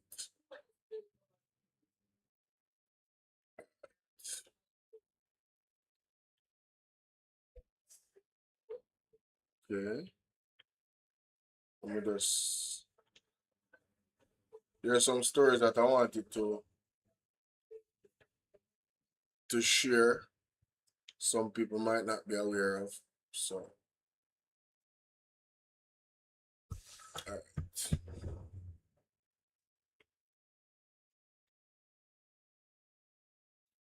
All right, so ladies and gentlemen, it's your brother Bolo VNR. There's a few stories here that have been happening that I would love to share with you. So this is going to be a miscellaneous reaction. It's going to be multiple things, yes? So the Senton mayor stated yesterday that Senton is prepared for hurricane season. There was an interesting comment under there. The person said, not the Senton that I know. I said, wow. There was a crazy accident in Miami Bay. This car is engulfed in flames. Yeah, I hope that nobody in that accident died, because that car is totally engulfed in flames. And the car is on its side as well. You understand? I saw that. This Jamaican team wins double gold at the Masters Cup in Colombia. And I want to say congratulations to him and for representing us. His name is Daniel Bali. All right, he delivered an outstanding performance last weekend at the Masters Cup at double gold. So it's taekwondo, right? He's a taekwondo athlete. These types of, achievements don't get highlighted. And I said that on my platform, I wanted to highlight him. So shout out to Daniel Bali. It takes a lot of discipline to be in those particular competitions. You understand? Takes a lot of discipline. And for him to rise to the top and get a double gold and represent our country of Jamaica so well, salute to him and his family. You understand? There was an incident that I'm not quite sure what started it, but yet another confrontation with the police. Thank God in this incident that nobody died, I hope. But from the video, I didn't see any harm come to the elder, but the police officer was being filmed and the other police officer, I believe, stopped it from happening. Listen to this. I held on, man, and I have to deal with the man, sir. But two.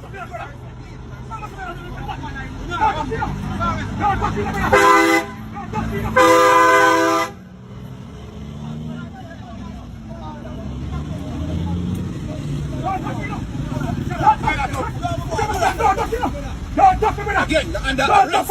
Under arrest. That's what you give you a command to move. Keep on moving. We have to do something. Under arrest. I'm plus you're man. Plus you're bad man. You do that, brother. You comply, then you comply afterwards. Talk for your phone and come. Let's talk for your phone. Come, General. That's what I know now. When I eat, I get money to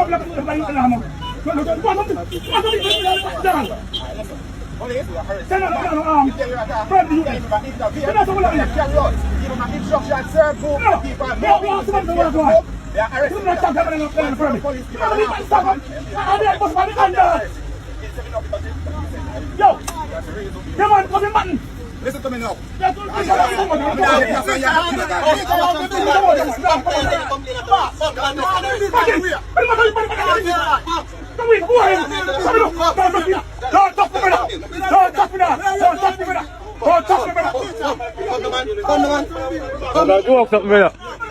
I joke something that I want to elder. I elder that brother. Big man that could be a father that. Man, you look, brother. You walk something that brother. You walk something that brother.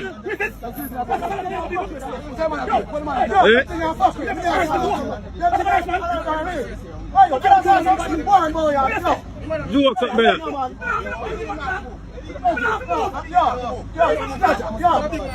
I want a big man brother.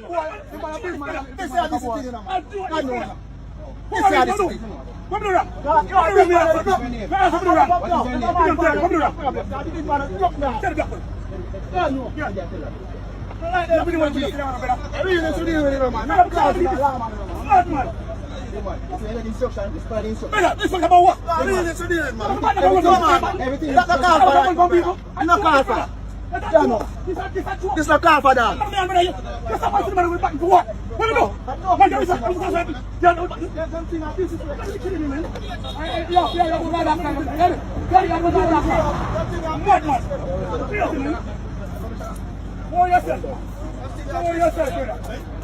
Know yourself, brother.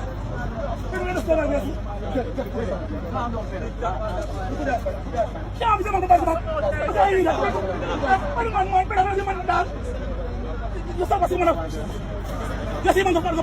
do something better. I do something better. I mean, it can't be a big man so better. No giant and police so better. Do up one buck or something, you can't be a big man so better. I held on, man. So, the police have a bat in their hand, approaching the man. I don't know what started it. As a country, we need to decide that if this is how the police is going to deal with citizens. Because these type of force that the police them are use is only aggravating the matter. At some point, you got oil and water go bubble up in their face, and that's true. You understand? It not go good. The direction where them are going in my opinion, are going to cause civil unrest at some point. And it's going to be the police against the citizens. There must be a more amicable way how to deal with the situation. This is an elder. Like I said, I don't know the details of the situation, but what you're going to do, you're going to take the baton and beat the man.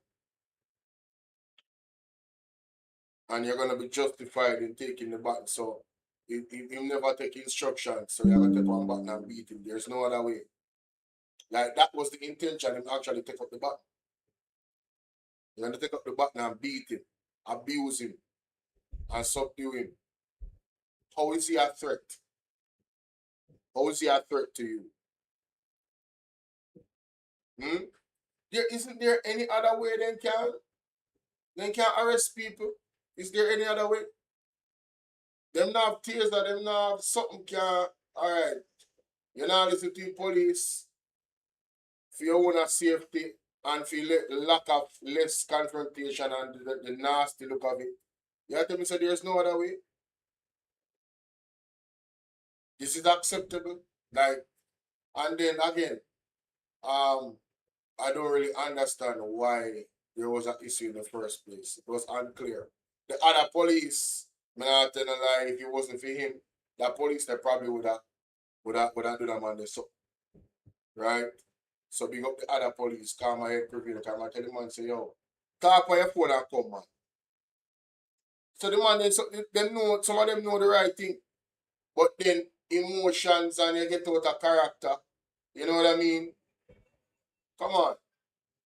This needs to cease and desist in Jamaica. And the police then need to look at themselves and observe the law. You know what I deal with? At no point the police should violate the laws and the constitutional rights of the citizens. At no point. This man is not a threat. Where the button for? Policeman, a St. Elizabeth man was charged with chopping brother to death, wounding of mother and sibling. Alright, so a St. Elizabeth man was charged with that. District Constable granted $300,000 bail on ganja-related charges. So, a District Constable accused of introducing prohibited items into a correctional institution was granted $300,000 bail. So, basically accused of selling the inmates weed. These are things that do happen in the prison system. 2 Jamaicans on King Charles' birthday honor list, Sir Patrick Vernon and Dame Beverly Lindsay, are among the honorees. I want to say a big shout out to them. That's a positive. Again, representing Jamaica in a positive way. Yes? And I hope their lives are pleasing. The way how they live is pleasing to the Most High as well. That is the greatest honor here on earth. This accident, car crash into the fuel pump, sparks fire at the St. Andrew gas station. Again, I'm asking people, please, be careful on the road, drive at a moderate pace, follow the speed limit, please, so we can avoid those situations, please. Now, in the meat and potatoes of this reaction, Mr. Lowton Cousins says cost of living, not squatting, is Jamaica's real crisis. And yes, Mr. Cousins, this article, your voice is welcome in the space. And I think it should have been sooner. That's all I would say. Because, mighty God, the situation is untenable. Well, let's hear what the article has to say, ladies and gentlemen.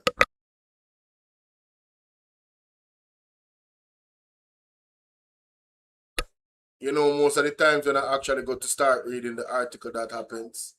Adverts. It is what it is, man. It is what it is. It is what it is. News June 16th, 2026 by Olivia Brown. Opposition spokesman on land Lawton Cousins has hit back at comments by Prime Minister Dr. Andrew Holness that Jamaica's squatter culture is hurting the country. The Prime Minister was speaking last Friday during a groundbreaking ceremony for the Wick Hall Estate housing development in Spanish Town, St. Catherine. Cousins, who is also the Member of Parliament, MP for Clarendon Southwestern, contends, instead, that the most pressing challenges are the rising cost of living, corruption, inequitable distribution of resources, and inadequate investment in rural communities. I've heard some comments, and I found those comments to be most unfortunate because squatter settlement came about from a law that was passed from the days of emancipation, he said while addressing supporters at the People's National Party's PNP Milk River Divisional Conference at the Milk River Primary and Infant School on Sunday. Our forefathers were not given that fair opportunity to own land in Jamaica, so we had to take land and occupy land that was idle. So for the Prime Minister of the country to say squatter settlements are hurting Jamaica, when the same squatter settlements are where they go and campaign and beg the people to vote, is hypocrisy, he chided.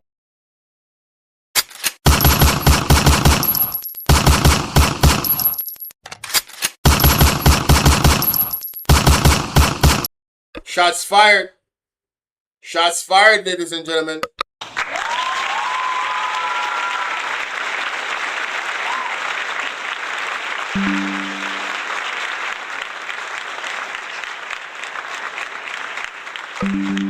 This is the type of hypocrisy that needs to be called out. Thank you, Mr. Lothan Cousins. All right. Bring Andrew to the front of the class. Thank you, sir. Let's continue. My God. Chided. Cousins argued that ordinary Jamaicans are being unfairly blamed for circumstances rooted in the country's history. He contended that if the government truly valued citizens, it would provide greater access to land ownership. Turning to economic concerns, Cousins said the cost of living crisis remains the issue affecting Jamaicans most. You know what is hurting Jamaica today? The cost of living crisis. Every single one of us who go to the supermarket and go to the market and try to pick up things from the shelves, we are feeling the burden. We are suffering. He also criticized what he described as political inequity in the allocation of government resources, arguing that communities represented by opposition politicians are often left behind. He labeled Jamaica as a country where only a few people are allowed to benefit from the resources of the government.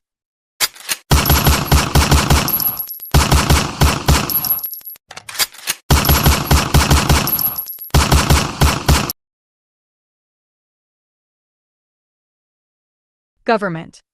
We have to suffer because we support a party that didn't win the election. Look at the roads. It is a crying shame and disgrace, Cousins said.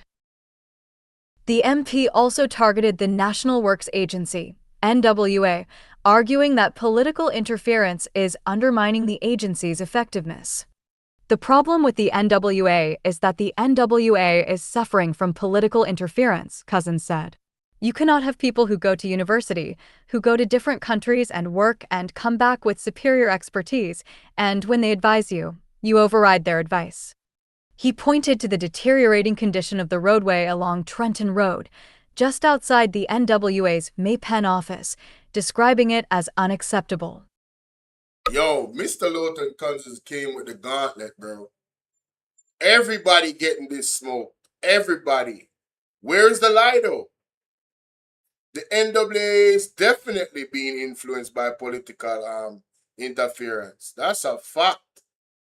And you have people there that are, according to reports, that are not qualified, right, to do the job, but they are in position. Absolute madness going on in Jamaica. Let's continue.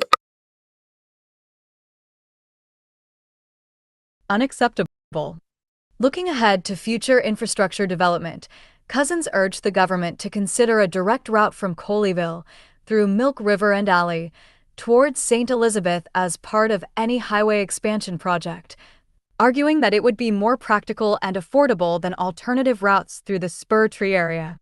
He also called for increased investment beyond the corporate area, advocating for a more balanced approach to national development and highlighting Milk River Bath and Vernonfield in Clarendon Southwestern as key projects with the potential to drive growth and transformation. Rural Jamaica deserves their fair share of development opportunities. We need our fair share of resources. We pay taxes like anybody else, Cousins declared. He said residents would not remain silent while being denied opportunities and resources. We are not going to sit down idle and have you deprive the people of what is rightfully theirs, he said. Yes, Mr. Cousins, raise a voice in concert. This is a very, very serious issue. And I want to ask people listening to this particular reaction to let me know what you guys think in the comment section, man. Like, share, and subscribe. Alright? Lorraine, big up a nice, clean self, mama. Over there on Bolo VNR. Big up yourself. Alright? So, let me know what you guys think, ladies and gentlemen. Mr. Cousins, this was a timely article. As a matter of fact, let me see if you had put out any press release on the People's National Party official page. Because I didn't check it out. I think this deserves a press release. What is this now? Oh, interesting. So the miscellaneous oh, wait a minute. We have multiple press releases that are missed from the PNP. Let me add these into the reaction, ladies and gentlemen. Fresh off the gutter like 2 scoops of butter. We have Mr. Omar Newell, the 2 St. Mary representatives, and Christopher Brown with 2 timely reactions. I'm glad I caught these. Something told me. All praises to the Most High for giving me the signal to come over here. Let's take a look at this. Let's take a listen. The following is a release from the People's National Party Media Unit. This is Omar Newell, Shadow Minister for Environment and Climate Resilience. I note with great concern comments attributed to Minister Matthew Samuda in media reports of June 15, 2026 regarding threats to Jamaica's mangroves. Minister Samuda is reported as stating that the biggest issue affecting our mangroves is the illegal cutting of them to be used for firewood, and sought to establish a link between charcoal production and the primary degradation of Jamaica's mangrove ecosystem. While illegal cutting of mangroves is unlawful and must be addressed wherever it occurs, the minister's comments appear inconsistent with the findings contained in the government's own National Mangrove and Swamp Forest Management Plan 2023 to 2033. The minister's comments are extremely troubling, especially in a post-Hurricane Melissa Jamaica, considering the important role mangroves play in protecting our coastal communities during storms. The National Mangrove and Swamp Forest Management Plan 2023 to 2033 notes that approximately 19.56% of Jamaica's mangrove losses have been attributed to the tourism, commerce, and the transportation sectors. The government's own report states clearly that most mangrove losses were related to tourism development. These are not opposition figures. They are findings contained in an official national management plan that is available to the ministry and the minister. Further, the comments were reportedly made from a location where healthy mangroves were removed during phases of that project's development. I am concerned that the public is being encouraged to focus primarily on vulnerable Jamaicans seeking a livelihood, while official reports point to development activities as the major documented source of mangrove loss. Environmental accountability cannot be reserved for the poor, while the larger drivers of environmental degradation receive less scrutiny. Jamaica's mangroves are among the most important natural climate resilience assets in Jamaica, providing protection against storm surge, coastal erosion, and the increasingly severe impacts of climate change.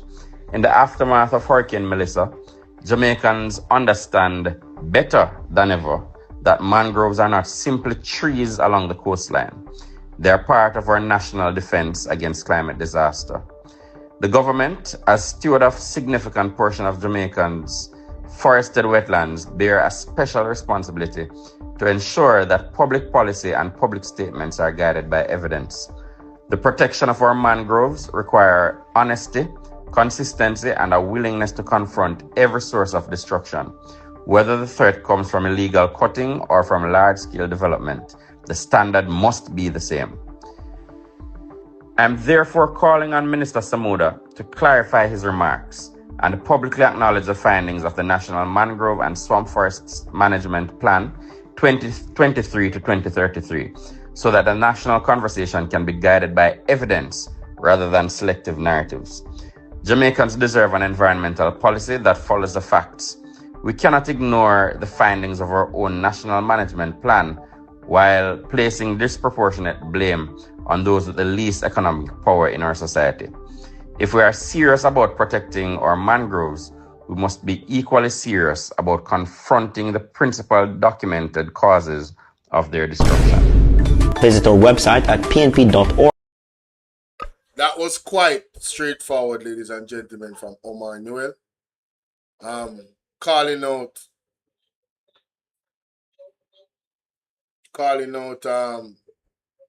Mati Samuda. I don't know about you guys, but I had some level of hope for him, but the more he opens his mouth, the more I'm like, man, Omar Newell has been doing an amazing job in exposing him. I don't know if you guys are paying attention, but it's serious. Let's continue. This is Mr. Christopher Brown. The following is a release from the People's National Party Media Unit. The recent reacquisition of a controlling ownership interest in Paymaster by Minister Audrey Marks raises legitimate questions regarding the management of potential conflicts of interest and the safeguards required to maintain public confidence in government decision-making. Minister Marks holds cabinet responsibility for efficiency, innovation, and digital transformation, a portfolio that directly shapes policy affecting Jamaica's digital services, payment systems, and wider fintech ecosystem. Paymaster operates within that same space, providing payment and digital transaction services across the economy. In addition, Paymaster's operations intersect with a broader digital and telecommunications environment in which regulated service providers interact. This further underscores the need for clarity and transparency regarding how any potential conflicts are being managed. It is in this context, therefore, that the public is entitled to clarity on the following. Firstly, whether the minister has made application to and received approval or exemption through the Parliamentary Ethics Committee in relation to her ownership interest in Paymaster while serving in the Cabinet. Whether the required disclosures have been submitted and considered in accordance with established parliamentary procedures governing members with business interests. What formal recusal and conflict management arrangements have been established to ensure that the minister takes no part in cabinet or policy decisions that could directly or indirectly affect Paymaster or its competitive environment.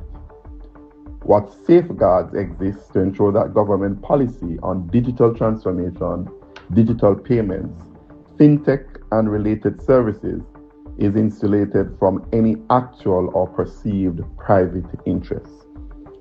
For a cabinet minister to hold ownership in a company operating within a sector directly connected to her ministerial responsibilities inevitably raises questions that must be transparently addressed.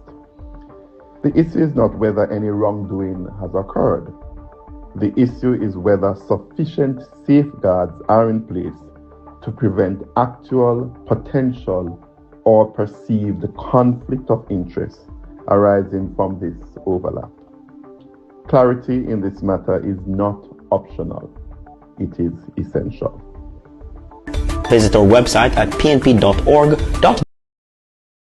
Thank you, Mr. Omar, Mr. Christopher Brown, for highlighting the potential levels of conflict of interest and damn near corruption that could happen with, Audrey Marks getting full ownership of Paymaster again. The PNP is on the ball, and that is something that definitely is very, very serious. We're going through a digital transformation, like I said, and that's a digital platform. So how can she be in government and shape policy where that is concerned? And is there any restrictions for her to shape said policies? She should not have a vote, period. You understand? That's a fact. And she shouldn't even be there, to be honest with you. She shouldn't even be in the parliament with a situation like that. But then, when you hear that the stream is corrupt, the entire river will be also. And that's me saying that. Because Andrew is uncertified and he's still in the parliament. It's unprecedented. Nowhere else in the world, ladies and gentlemen, you see that happening. And I want to say big up to Isabel Rose. You know. She put out a video that speaks directly to this. And I did a screen